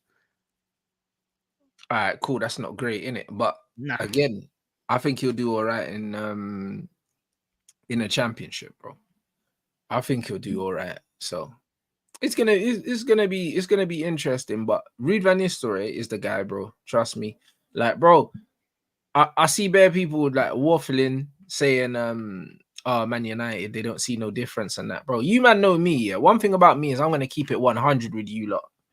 Last preseason, I told you our whole season was doomed. I told you in preseason, I said there's too many things, yeah, that I don't like about this preseason. This is doomed. This season's different. It's different. The football's different, bro. Like, a lot of the time, yeah, I sit here and I watch Man United fans blame the players. And I always said, yeah, how can you blame the players when there's no system in place? You can't blame the players when there's no system in place. This Man United system, yeah, is way more evident, yeah, than it's ever been, bro. Like, in no season under Ten Hag have I seen a plan, bro. Like, the way we defend now, yeah, individuals will help with that. And also the way when we attack, individuals will help with it. The Liverpool game, yeah, our fullbacks killed us. A lot of people that don't understand football, yeah, won't understand. Our fullbacks killed us defensively in the first phase because the way we're looking to defend, yeah, is it looks like a 4-4-2 off the ball when we're pressing, but then the fullbacks get really, really high up and then it kind of looks like a 4-2-4. It looks crazy, innit? But if you swap, yeah, fucking Wan-Bissaka and Harry Amas, who was awful, yeah, with Shaw and Dallo or Mazraoui and Dallo, yeah, straight away, probably 2 of the 3 goals we concede, we don't concede straight away, just from having better players there. And we didn't take our chances against Liverpool, but the way we played was comfortably the best football I have seen United play, yeah, post LVG, in terms of looking like we have a fucking plan. Under Jose, we never had a plan, but we had Paul Pogba, so it was fine. And we had Zlatan and we had other players that had so much quality that we didn't need a fucking plan, really.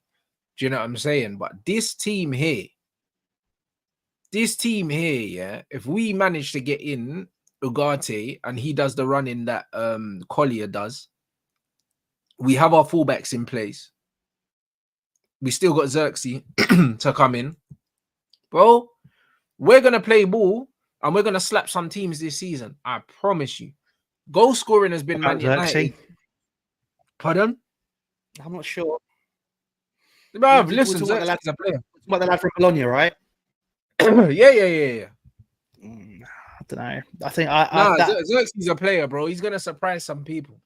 I feel like he's your answer to Nico Jackson.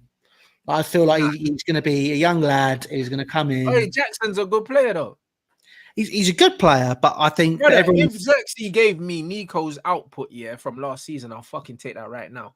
Yeah, but then I feel like Zirkzee's the problem is Jackson came in with no real sort of like fanfare, whereas Zirkzee's come from that Bologna team. Yeah, but also, I don't think there's loads of fanfare from Zirkzee. The Calafiori fanfare is there because these guys, they fancy him, and also because they saw him play for Italy. Like Zirkzee didn't play for the Netherlands. So I mean, look, the thing for me is like Bologna play good football. They do play it, but that's because of the manager. Yeah, this is the problem. So I think Calafiori is going to be solid, but when people are saying, "Oh, look at him, he's so good," I'm like, bruv, you just spent double the money you spent on Tomiyasu for the Italian version of him.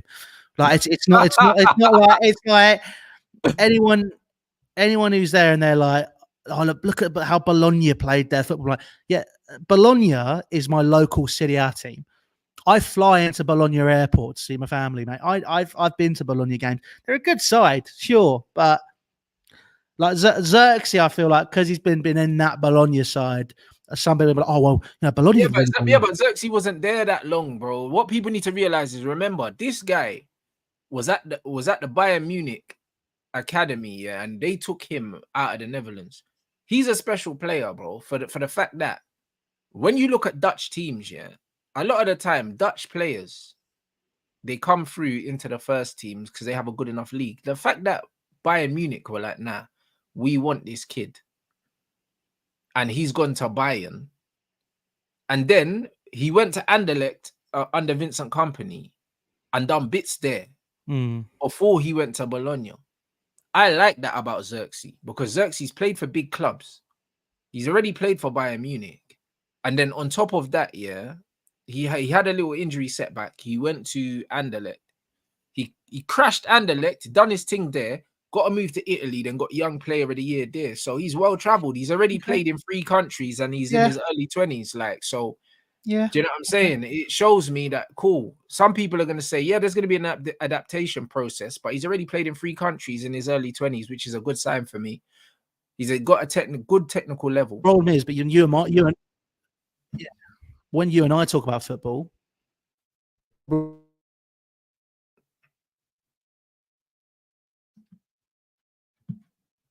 yo, is it just me or did he cut out?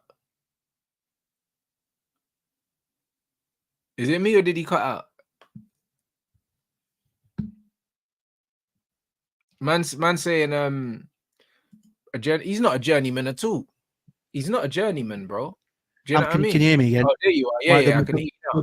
The McDonald's Wi-Fi kicked in again. Okay. I'll be out of this soon. Don't worry. When I am out of here, I'm gonna have the best internet in the world. You're gonna be wanting my internet. I think like a lot of people, we are, because I feel like you and I have worked in football and have been in football. And by the way, this isn't me, shitting on other people. It's just how I've found my experience with it. Because you and I have worked in football, and then also being a fan, or in some cases I've been a journalist and etc. Like we've seen different elements of the game.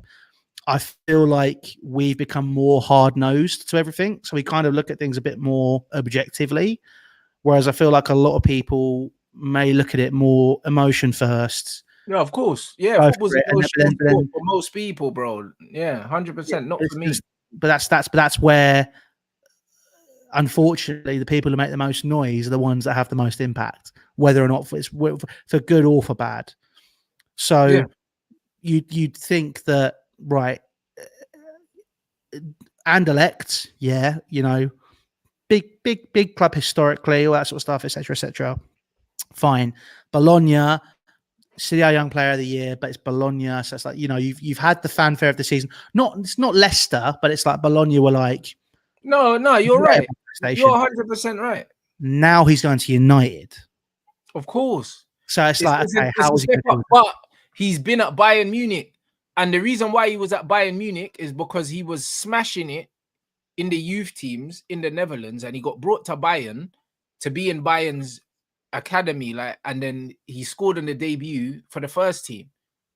Do you get what I'm saying? So it's not like he's like, someone asked, why is he's not a journeyman. He's not a journeyman at all. He left the Netherlands to go to Bayern Munich because he was a special young player and they brought him there. to get better? You know what I'm saying? Education. Do you know what I'm saying? To get a better football education. And then they fast-tracked him into the first team. I think it was under Hansi Flick. They fast-tracked him into the first team because he was so special. And then he got an injury setback. That's what happened. And that's how he ended up at Anderlecht. And then he done well at Anderlecht. And then he went to Bologna. So he had other offers. Of course, he could have stayed in certain countries. But I like the fact that he's played different styles under different coaches at that young age, bro. It shows versatility, which be exactly, because that means he's played in multiple different systems as well. Very Dutch. Yeah, bro, he's played in multiple different systems, which is always good. So it's one of them ones where it also shows a high level of football IQ as well. There's certain Dutch players that can play in any team, any system. Like I saw it with Daley Blind. Like he was at Man United. Do you know what I mean? I think now he's at Girona, still balling out. Do you know what I'm saying? And it's one of them ones where he's an older player and he's still balling, bro. And this is exactly what it is. Like even Bayern Munich, like he got taken to Bayern Munich in the youth team, bro. Do you know what I'm saying? And then for Bayern Munich first team, he didn't have many appearances because he got injured in that. But he had 12 appearances, 4 goals, 1 in 3, bro. Like that's calm. And then he went out on loan to Anderlecht, scored 16 in 38. Like cool. Do you know what I mean? And then he got the move to Bologna. Like, that's decent, bro. And he's still young, bro. Like, the geezer's only 23. And he's 23 this year as well. So, just to see how your squad look. I mean, I'm just intrigued this season. Like, like I said, Chelsea, I'm just watching because I want to understand it. I want to educate myself a bit more on it. That's what it is for me. I want to understand what we're looking at. Man United is going to be a similar process. I'm just going to enjoy watching that. Because I feel it's like, I mean, look, for me, it's City and Arsenal top 2, whatever. Just they're doing their thing, whatever that's going to happen. As long as Arsenal don't win it, I'm fine. It's below that where I'm like, okay, well, let's see how everyone develops. Spurs going to be interesting this year. I think they're going to do okay. I think they'll do okay, but it's now, it's all on Postecoglou after what he said at the end of last season. I've not got my players. I've not got this. I've not got that. We'll have to see how he does this year. I think we're finishing 5th, 6th. I'm not expected to get top 4. I feel like real with the squad you've got, you need to push for top 4, man. Like, I reckon it'll be close. But you finished really close to top 4 last season, didn't you? West Ham are an interesting one. Oh, they've recruited really well so far. Lopetegui's going to... I wonder what's going to happen there. They're either going to be solid and really good or really shit, innit? Like, yeah, there's no in between. Because Paqueta's gone back to Brazil now, hasn't he? He's trying to dodge the Bet365 tax. Is he going back to Brazil for sure? I think he was. I saw Fabrizio did something a few weeks ago. I might have made that up. Let me just double check.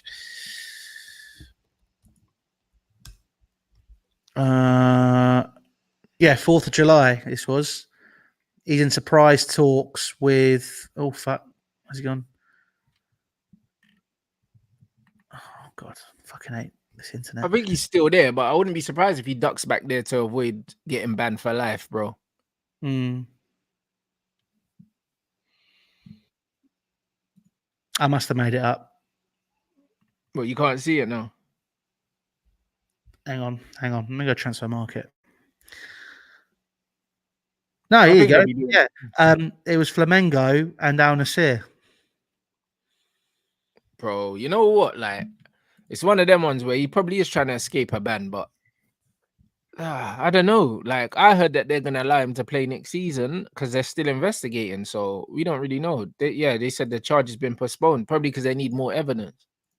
Yeah. That, and then when Tonali's back, oh my God. I feel like Ivan Toney's going to run down his contract, go to Newcastle, and him and Sandro Tonali are going to just place bets together all the time. It'd be fantastic. It'd be like him and the two of them are going to bet on like the Lithuanian under 21. Tony's played for Newcastle already, so he might go back. They've got the money. That could happen. That actually could happen, bro. That's not even the craziest thing. I mean, I don't think he'll go. He won't go to you anymore because you don't need another strike. That's you're sorted striker-wise now. I think so, but I'll still take him anyway. I'll take him at Man United. I don't give a shit, bro. Listen, the more the merrier, mate. Do you know what I mean? The more the merrier. I'd love Ivan Toney at Manchester United, but I think he stays at Brentford this season. Apparently he's running down his contract. There was talks of transfers. There was like 5 or 6 clubs on the list. I know we were 5th. So there was 4 clubs ahead of us. So Chancellor, that was probably you, Arsenal, couple of, I think one was abroad. But yeah, it's I could see him doing all right.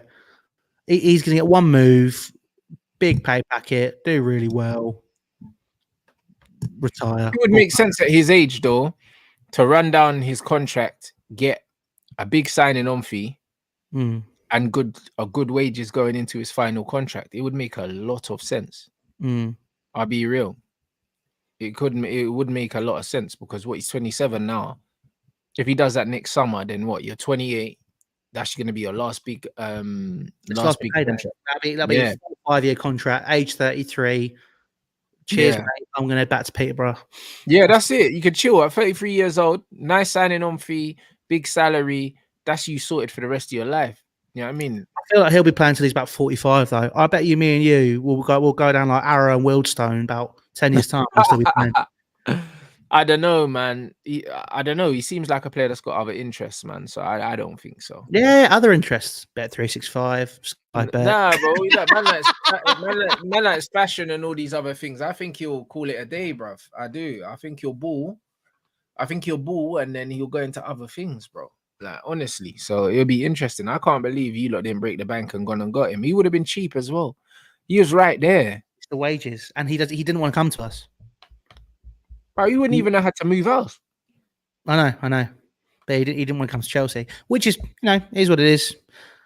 Like I said, I don't blame players who have bigger opportunities right now. We're not an attractive proposition. I think the only attractive thing is like living on the King's Road. The only attractive thing about that is the fact that, Chelsea's probably got the lowest council tax in the country, or in London. So that's the only thing it's got going for us right now. I'd actually put that in the brochures I'd send to players. Want to pay less council tax? Come here. You man are dusted. I don't know, man. It's going to be interesting. It's weird because I hear loads of people talking about Man United, talking about Liverpool. I don't really, considering the amount of money you spent, I don't really see much expectation on this Chelsea team for this season from anyone. But when I look at your squad and how much money you spent, like, for you to not really see yourself as even being able to finish in the top 4, something about that don't sit too well with me. You know me, I'm safety net FC. I'm very prudent. So that doesn't sit right with me though, bro. I mean, look, if me and you could have, I'm like I said, I reckon you and I will have let's have the same conversation in December. See where Chelsea are at, see where United are at. I'll be like, okay, what do you think now? Because I think it's always there's that joy you have sort of at this point in time, just before the season starts. Like, that feeling about football's actually coming back, brilliant, really excited. I'm not really feeling that this year. I don't feel excited to watch Chelsea. I'm very much more just nervous because I don't understand where we're at as a club, both on the pitch and off of it. So I think that plays into it. It's either going to be a case of it all crashes and burns, or that can play really interestingly into it. And then, like you said, no one's really talking about it. It actually, because everyone's talking about how much Chelsea have spent and all of this stuff, for the past 3 years, I feel like it's just noise now. We've heard it all consistently for 2-3 years. It's the same conversations. So now I think everyone's just like, okay, well, they're going to say it again. We've just got to do our thing and see what happens. That's what I'm hoping happens. And I feel there are players like Palmer who will have that mentality. You know, Nkunku will have a point to prove. Lavia has a point to prove. You know, I feel like we've basically got 2 new signings in those 2. So I'm really excited to see what they can do. And I just want to see this team flourish. It's an opportunity. That's how I'm looking at it. It's an opportunity to improve. Yo, what's this I'm seeing in the chat? Brother, what player is this you're talking about? What's going on? Oh, it's about industry. Oh, Nah, Hendrick. Nah, they're talking about something else. They said they want to sign. Who's this, bro? What who man's talking about? Oh, taking the piss. Amordion. Amordion. So, do you actually want that guy from Atleti? Man said I want if Osimhen is the dream signing. Okay, right. Basically, there are 2 schools of thought here, right? So what are you telling me, that there's a possibility that you sign this brand? Yeah. Oh wow. Basically, this is the 2 situations. There's the situation you and I just discussed about Lukaku, which is Chelsea get Lukaku off the books, get 350 grand off the books, bring in Osimhen, obviously kind of replace that 350 grand, but in incentivized contracts with a player who's 24, 25, proven track record, wants to be at Chelsea, etc., etc. And that deals with that situation. Or Chelsea do what Chelsea do best currently, which is rather than go for someone who has a proven track record and might be more expensive, they'll look at someone who's had 1 good season in La Liga, who's 21 years of age. Oh, you're cooked, blood. Like, so, bro, you'll have 3 strikers at your club, and none of them are out and out number 1s. Arguably, yeah. Unless they make Nkunku the out and out number 1. Yeah, you man are cooked. You man are cooked. This is amazing. Do you know what I'm saying? What is this? Man said Omicron. Man said you signing a COVID variant, bro. This is mad. Yeah, hey, bro. I'll be honest, bro, Louis. This is great news for me. Now, if you don't have a striker and you've got that defense, I'll be all right. Do you know what I'm saying? I'll be all right, bro. But Chelsea have to go and get a proven striker. You have to. Like, if you don't, you man are so shit, blood. Do you know what I mean? Like, what are you doing? This is you'd think, right? You'd think logically. Unfortunately, Paul Winstanley doesn't, and he's the one who holds the keys most of the time. So, I mean, look, again, I'm not going to sit here and say I've watched Samu Amordion play regular football, and I'm not going to sit here and say that, oh, he's played great football, he's this, he's that, or I'm not going to base my opinion off of a compilation like 99% of football Twitter. Yeah. He sounds good, but I'm not. Bro, fuck all that. But this is the problem, yeah. Like, this was my problem with Man United. We got linked with Harry Kane, yeah. Obviously, Harry Kane goes to Bayern, and then we end up with Rasmus Højlund, bro. Like, to me, I don't understand how you get from Kane to Højlund. Like, I don't get how you get from Osimhen to this kid. Well, do you remember the paperwork was pretty much done for you to sign Antony for 70 million, by the way. I hope you know that. And then obviously the betting stuff came up, so you cancelled the deal. I understand the Ivan Toney thing, because Ivan Toney's quality. That's why you went to Rasmus Højlund. Yeah, but Højlund is nothing. Is not the same. Højlund's not the same profile as Ivan Toney. It's not the same profile, bro. That's what I'm trying to say. Like, bro, and he's not in the same age bracket. That's why. Do you get what I'm saying? No, he's not. But remember, this is what it was. Like, going from Osimhen, who's a mature finisher that knows who he is, to go in and sign in a prospect. Like, how the fuck do you go from ready-made, mature, know what you're gonna get, to go and sign in a fucking prospect, yeah, that you can perhaps sell on for more money? To me, that doesn't make no sense. If you want a striker that you know what you're gonna get, yeah, with them, and you can't get Osimhen, You go and you get a proven striker somewhere else, even if it's not proven at that level. But going and getting a fucking an unknown is two contrasting things. Do you get what I'm saying? It is, but that's why you've now got sporting directors, because it was all on Ten Hag last year, wasn't it? Mm. So I mean, Yeah, look, but I that's think why we've gone and got Zirkzee, because his profile fits what we want to do. He's in a good age range, and also his physicality is there. But going from Osimhen to this kid is crazy, bro. You'd have been better off if you can't get Osimhen than trying to get a Solanke or something like that. Even though I don't think you should try and get Solanke, but what I'm saying is try and get a proven player. That everyone Solanke's proven. Chelsea need an experienced player. Yeah. Well, no, Chelsea need multiple experienced players. Chelsea need a striker. Chelsea need a left winger. Chelsea need an experienced, probably centre back, I'd say. I think, look, dream situation, I'd sign, to be honest, I'd sign 2 or 3 senior players in the spine. Like Philip Jorgensen sounds fantastic. You know, Unai Emery rated him highly at Villarreal. That's great. All right. I've not seen anyone talk about the facts about how he uses his hands yet. All I've seen is people talk about his feet. That makes me worry.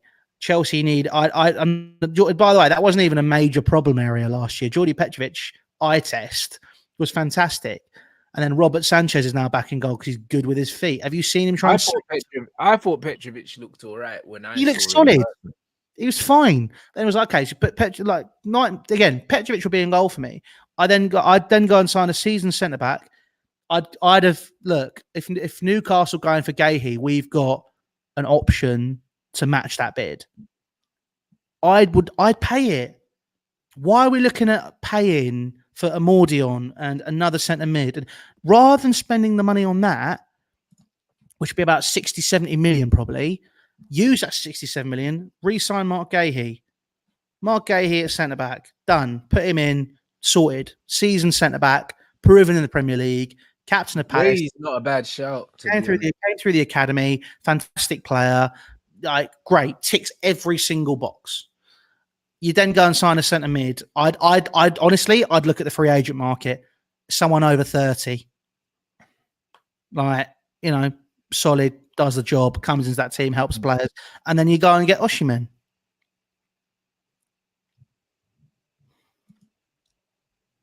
Like, it's ridiculous. All of it is nuts. Bro, you're right about the Gahey. That's not a bad one. Mate, it's like I should be a sporting director. I'd be a great sporting director. My talent ID, mate. Whoa. I don't know, bro. It's hit and miss, Louis, bro. You know what I mean? It's hit and miss, bro. I can't lie. I mean, fucking hell, but no, I hear you about the centre backs. I hear you about Gahey would be decent. Like if he joins Chelsea, he's your best centre back. Hands down. Yeah. I'd look at that. I'd go Gahey and Levi Colwill. I'd be like, do you know what?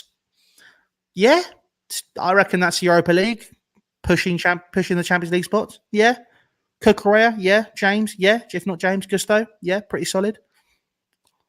Oh, it looks better immediately. That right centre back position is your biggest question mark, bro. No matter who you put there, there's question marks over them.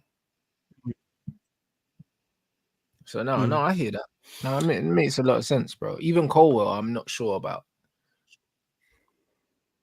Mate, he's just constantly injured. But he looks better. He looked a lot better, yeah, when he wasn't playing for you. Since he's come back to your club, I haven't seen anything that looks like a Chelsea level player. He was alone. He looked better. He's been playing at left back for most of that period, and that's why he didn't look good. I'm not gonna lie. When he's played at centre back, he's actually looked pretty decent. I'm not going to sit here and say he's been a world beater, but you know he's been solid at centre back. I'd argue if you want to get the best out of him, I'd like to see him in a 3. Yeah, I think that'd be pretty solid. And to be honest, if Cucurella is inverting, you're probably going to see that anyway, because he'll be the one that comes in to kind of shuffle it across. I reckon a lot of our attacks are predominantly going to be going down that right hand side with Reece James. Fairs. So you'll see both. Well, because obviously they're going to. I actually cringe at the way I'm talking about this. You'll probably see Cucurella come in. It becomes a 3 with Colwell in the middle when we're attacking, and he can go forward. And then you'll probably have Reece James come into the midfield and sit with Lavia, and you'll have Caicedo and Palmer push further out the pitch. Well, bro, this is what I'm saying. When I'm seeing Chelsea fans telling me that Colwell's good on the ball, but he can't defend and he's a centre back, that becomes a problem, no? He can't defend. Like, that's your main job. No, he can defend. He can defend. He's all right. Again, I think a lot. Like this is what I was talking about earlier. If you take a lot of season into context, he played most of it at left back because for some reason we were saying playing Chilwell at left wing, and then when he was injured, we just we had a period where I think for about 2 months we actually didn't have a left back. So he was playing left back most of the time. So I'm hoping he can play as centre back. Like I want to see him. I want to see Tosser and Adrabaya. We've signed him because he's tall. That's all it is. I'm telling you. What happened to your scouts, mate? You signed him because he was tall. You realise that's why Leslie Ugachukwu didn't go on loan last season, because Chelsea had a really short squad, and we kept him because we needed height in the team. Fucking hell, we haven't rolled out signing them both. Oi, Chelsea, mate. You know what, bro? I might need to keep a closer eye on Chelsea this season, because this could be beautiful banter material, because, bro, I can't lie, bro. Like, Chelsea's thing looks crazy right now. She looks crazy right now. This might be great. This might be great. I'll be honest, man. Yeah, we're definitely going to keep an eye on this one, ladies and gentlemen. Do you know what I'm saying? All right. Man said, have you heard strong rumors about Felix Alvarez swap? I think if Joao Felix goes to Man City, he's gonna cook. That's what I think. Yeah, he did all right at City. He will cook there under Pep, man. And if they give Joao Felix some money for Alvarez, I think City have an amazing deal. I mean, they'll get. I mean, Joao Felix got like 4 years left of his contract. It's been stupid as well. Because he signed a stupid contract, like 8 years or something. Yeah. So that's what him. How many years he's got left on his deal? I'm actually intrigued by that. Let me have a look. City will be getting rid of a player that doesn't want to go. I mean, a player that does want to go, and Atleti will be getting rid of a player that doesn't want to be there. So did City get a much better deal out of that? His contract runs out in June 2029. Joao Felix. So he's got 5 years. Oh my God, that is ridiculous. Damn. 5 years left on that deal. Damn. That is, ooh. And the thing is, yeah, he might use Joao Felix in that 10 as well, because he used, what's his name in the 10? Alvarez, and Alvarez was shit in the 10. Do you know what I'm saying? So Alvarez was a striker or a winger. Yeah, that's what I mean. But if Joao Felix in the 10 for Man City, behind Erling would cook.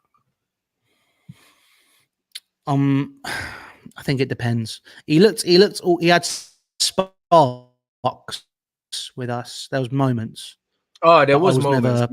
Fully unbelievable.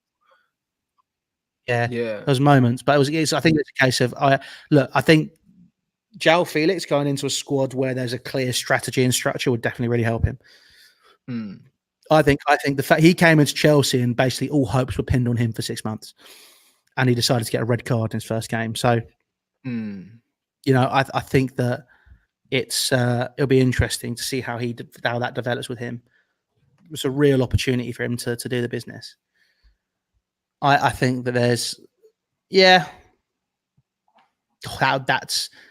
could play him on the left wing. You could also do that. Do you know what I'm saying? So I don't know, but they got Grealish, and I think Grealish is going to play a bigger role for Man City this season. Hang on, I've got a text. He played a big role in the preseason. I think Grealish is going to play a lot more. Right, You know what I was saying about my tactics? This is why I should be Chelsea sporting director, because what I was saying 20 minutes ago is now being reported, right? What's going on, brother?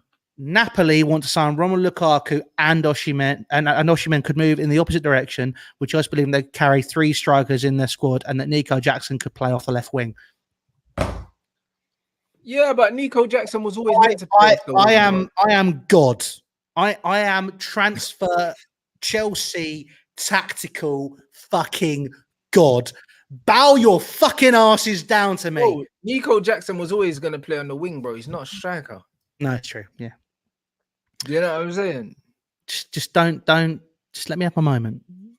Let me have my moment, man. Fair enough, mate. You know what I mean? Oh dear. But yeah, that's funny, man. it'll be interesting. It's going to be interesting.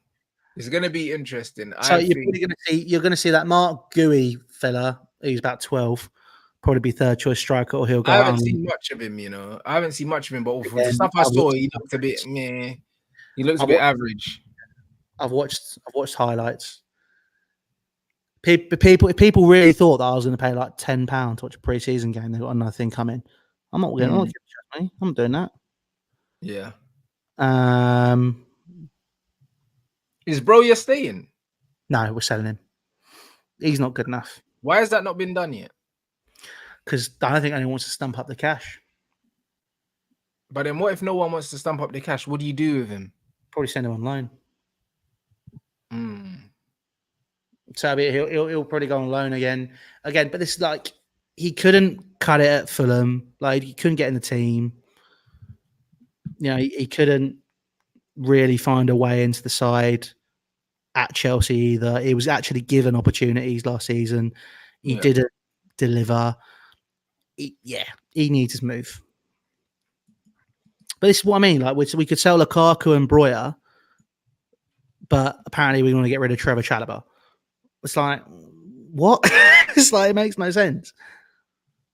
I hear it, bro. That's what I mean. So, man, to do. I want Broja nowhere near Man United, bro. Broja is like, I'd argue, like, he's that player which is like at the lower end of the Premier League that leads the line for one of those teams that everyone's a bit like, oh, I reckon if you give him a chance, a bigger side, he'd do all right. And then he gets moved to bigger side. He's like a Poundland Diego Costa, bro, from what I've seen of him. Like, do you know what I'm saying? That's what he kind of looks like. Do you know what I mean? He's got like the physical attributes, but yeah, I think he'd kill it in like France or like if he went to Italy, he'd do all right.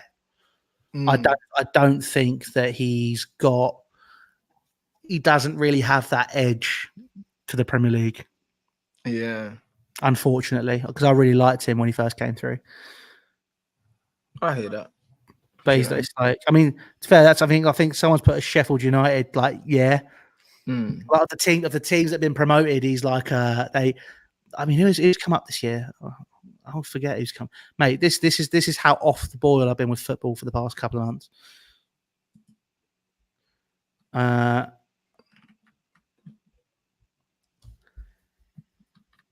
He's like a second, like, not now because Glaston's got him cooking, but he's like second choice at Palace, like doing all right. Like, yeah, Mateta's balling out right now. Yeah, so leading, he's leading the line for Ipswich, sort of thing. Like that's his thing. Oh, there you go, Southampton. You know, watch him go back to Southampton. I don't know. Could they afford him in the Championship? 20 odd million. Probably not. They're not going to pay 20 million for fucking. Nah, they're not going to pay 20 million. I don't know. I don't think anyone's paying 20 million for him. I'll be honest. I think you lot might need to half that, mate. Or you send him out on loan. Who's paying 20 million for fucking Broja, bro? He hasn't proven himself nowhere. Like, not for. It'll be the fact he's played 3 years of Premier League football and yada yada yada, and he's homegrown, and that's what they'll try and sell it as. 15, 20. You ain't getting 15, 20 million for that scrub. You'd get 15 for him, man. Come on, that'd be silly. Nah, you take 10 and jog on, mate. You know what I mean? I'll be honest. 15 million? Nah, mate. Come on, mate. Nah. Not for me, bruv. You know what I mean? 15 fucking million for him. Mate, I'm driving a hard bargain with you. All right. Nah, there's no way in it. Do you know what I mean? I say 10 million and a packet of cigarettes, mate. You know what I mean? Listen, That's mate. Do you know what else adds value to him? what? He's from the same country as Dua Lipa, so fucking have that. Fair enough. Listen, Habibi, you want to buy one kiss is all it takes. Brother, you're crazy, bro. You're not yeah. getting 15, 20 million for Donny. You're not. Mate, I'll be telling you, real. I'm telling you now, if we sell him, we get 15 million for him. I don't know, man. I'm telling you. I don't know. I don't know. You man take 10 million, man. I mean, let's meet in the middle. Do you want to shake on 12? Shake me hand. Shake it. Do it. I don't know, mate. Mate, you're for 20 mil. If you get 20 mil for Broya, you lot are the big. You lot are the biggest scam artists in football. If you get 20 million for Broya, mate, we're about to get Lukaku off on a contract to go to Napoli. We're about to get one of what is supposed to be one of the best strikers in world football potentially for less than his release clause off of De Laurentiis. It's going to be interesting. That's definitely one to keep an eye on, bro. Mate. But I don't know, because this is a weird window. Like, no one seems to want to spend any money. Except for Chelsea on young players. I just think that's purely because everyone... I suppose it's the PSR thing. It is. It's all of that. That's what I mean. So... worried about it. But this is the thing. So because of that, I'm looking at it and I'm saying, who has got 20 million sitting there to spend on a player that's not a sure thing? I feel like it might be a case that if we sign someone from another Premier League club, he'd be the PSR signing. I reckon if we went to... Who's in the Prem that I quite like? If we went to Palace, we do 50 million or like we do 60 million for Gahey.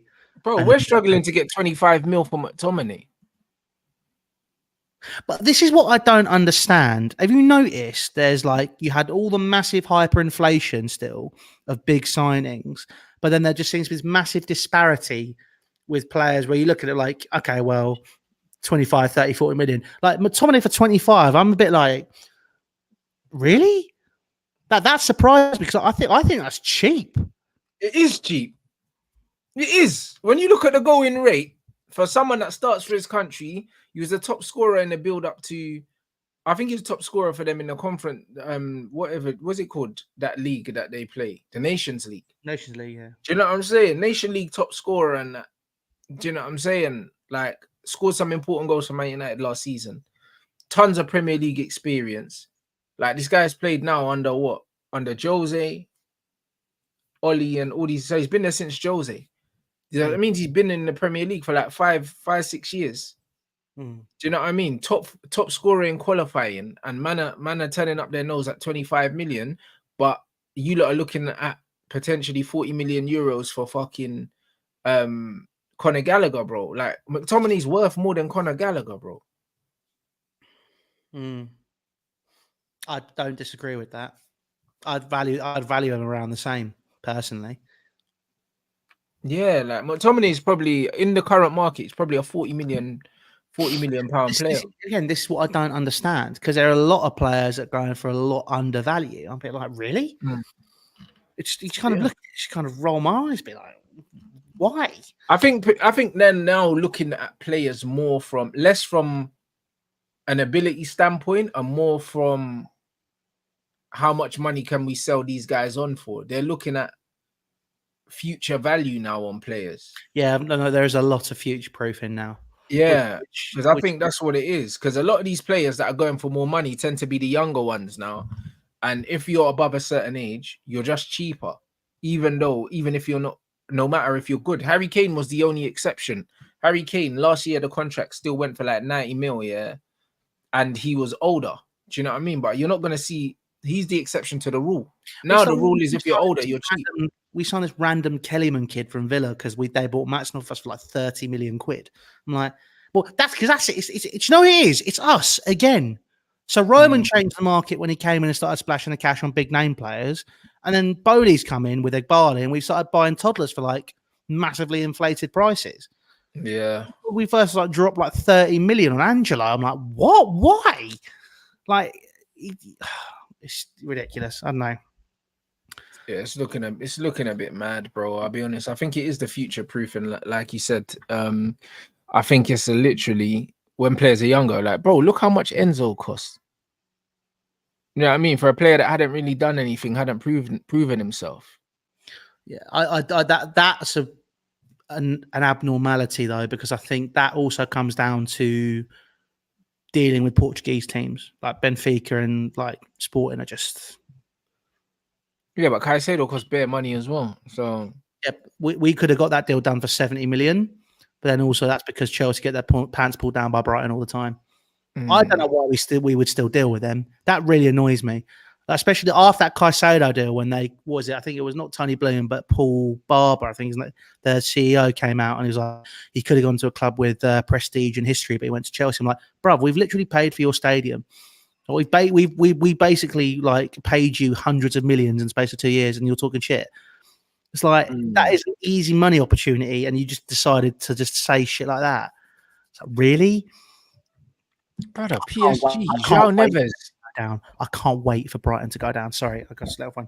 What's going on? You're a madman. João Neves to contract till 2030. These long ass contracts, bruv.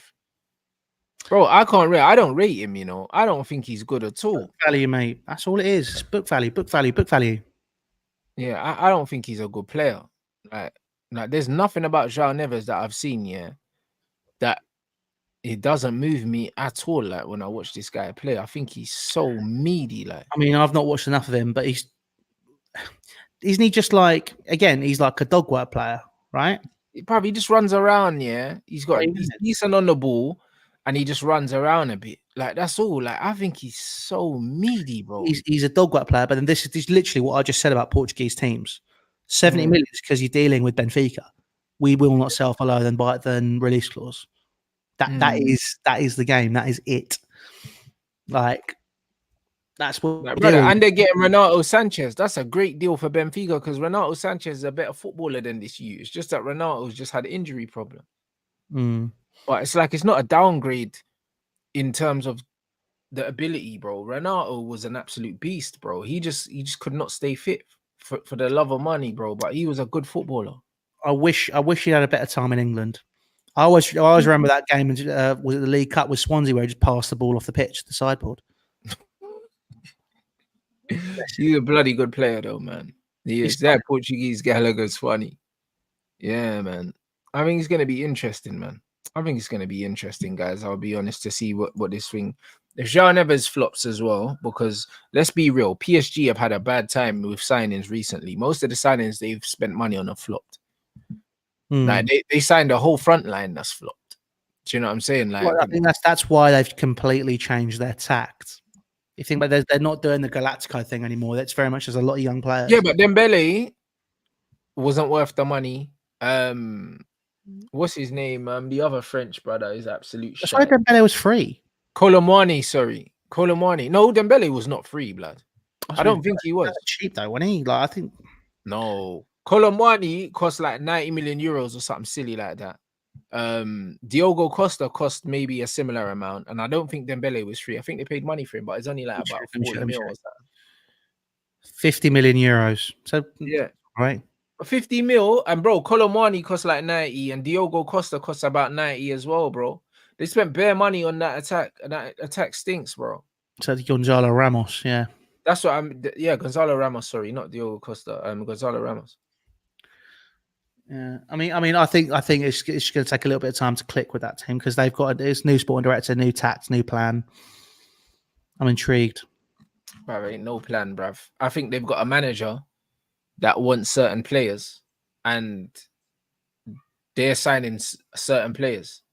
Like, I can't for the life of me think that Enrique wanted Ramos and Colomwani. Like, it doesn't feel like Enrique players. Well, I think Enrique still lives a lot off of those Barcelona periods.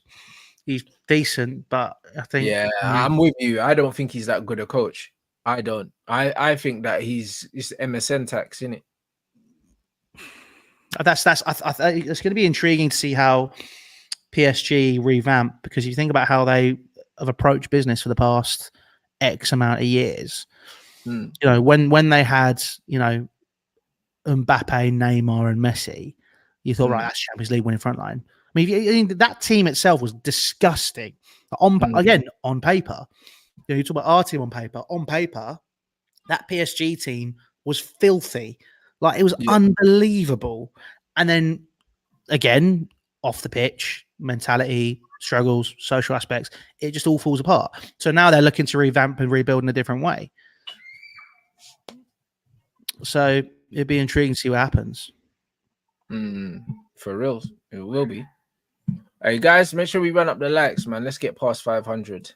You already know what it is. Hey Lou, what you got coming up on your channel anyway to let them know? I'm actually the link to his channel's in the title as well, so make sure you sub if you haven't, guys. So the Chelsea Echo is going to be moving there for a little bit in the next sort of week or so. So the 5 and 5 transfer shows will be back.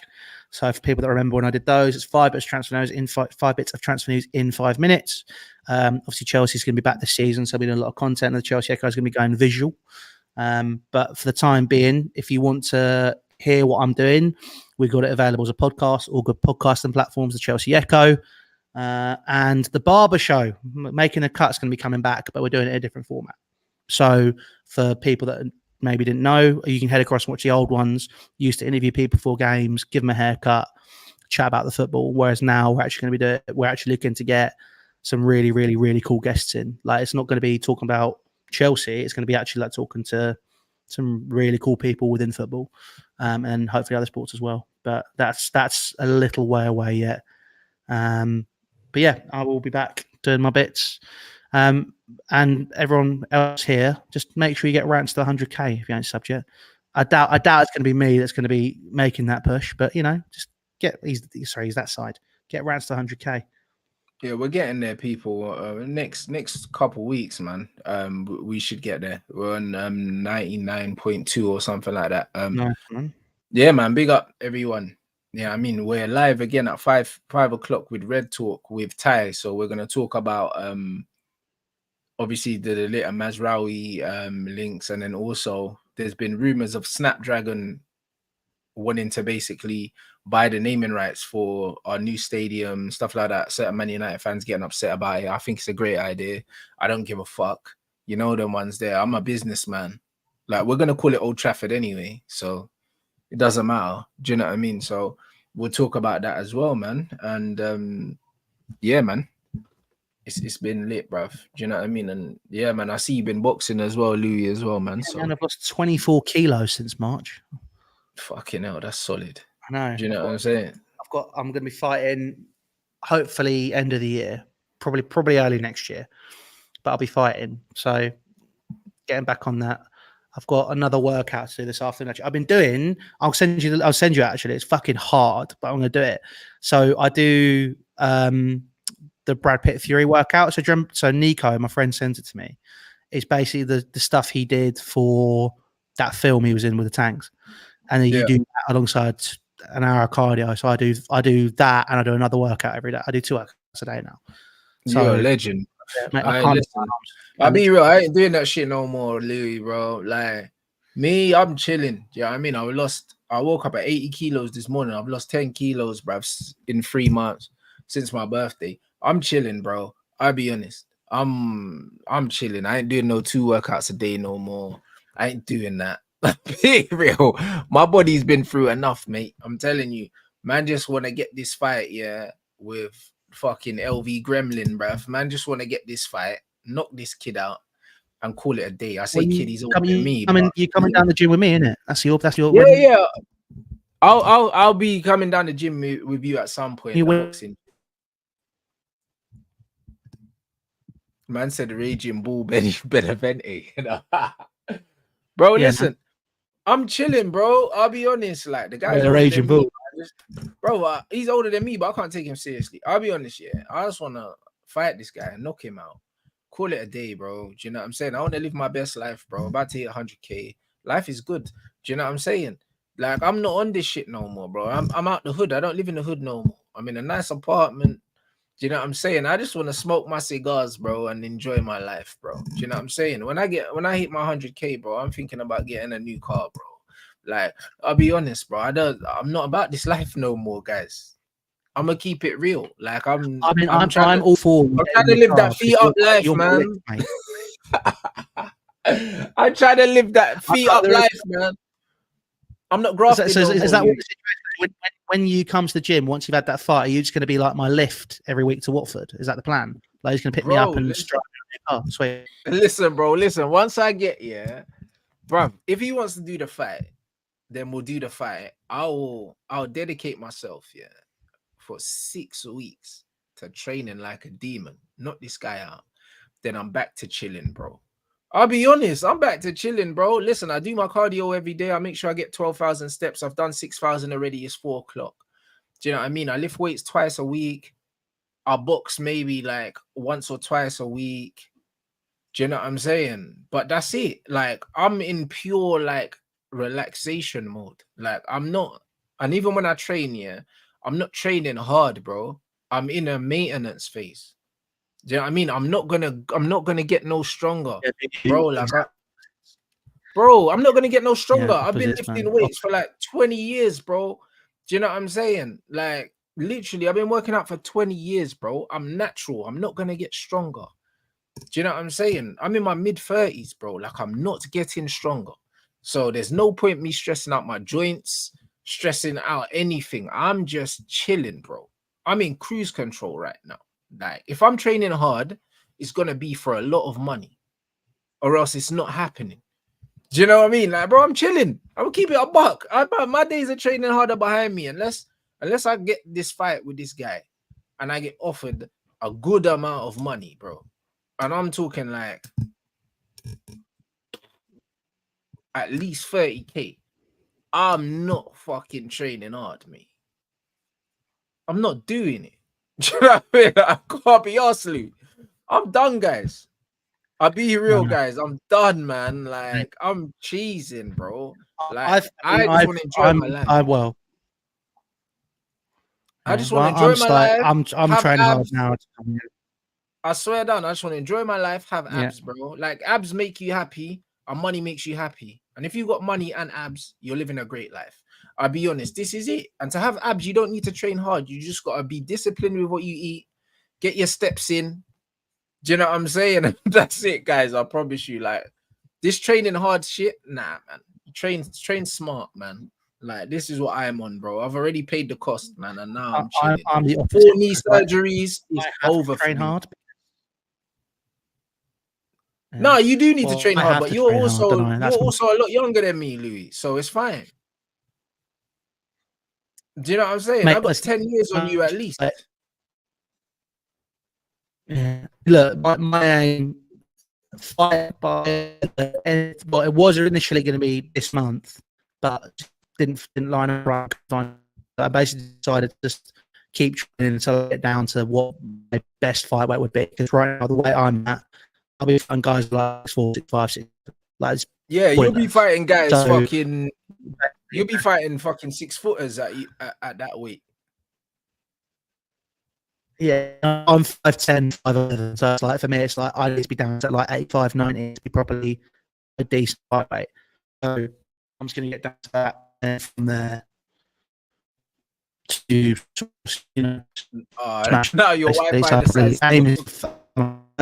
Wi-Fi decides to go crazy right at the end, bro. Is it now?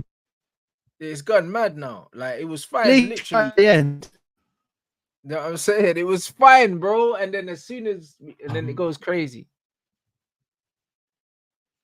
Mate, look, fucking hell, the Wi-Fi was calm, and then now, bro, you just look like some blurred out Super Mario, bro. Nah, this is crazy. I can't be fucking arsed, mate. No, it's mad. Oh dear. Yeah. Hear me now? It's better, but it's still a bit mad, bro. Like, yeah, look, he's disappeared now. The Wi-Fi is absolutely cracked, people. Do you know what I mean? Now, bro, look how long we got through the show here before the Wi-Fi done the mad thing. You get me, man? Now it's one of them ones, bruv. Like, real talk. Let me see if it's better. Let's see something. Fucking Christ. You're still jittery, bruv. You see me? Yeah, it's all jittery, bruv. Oh, fucking hell. It's all fucking jittery, bruv. You know what I mean? We're gonna wrap it because man can't hear you, bro. It feels like you're logged onto my Wi-Fi from your house, bro. That's what it looks like. So kill it off. Leave it. Let's just get this done. I mean? But yeah, people, we're back. I'm back at 5 o'clock with Ty in it for Red Talk. Do you know what I mean? Big up Louis for coming through. The link to his channel is in the title. And yeah, man, I'll catch you guys in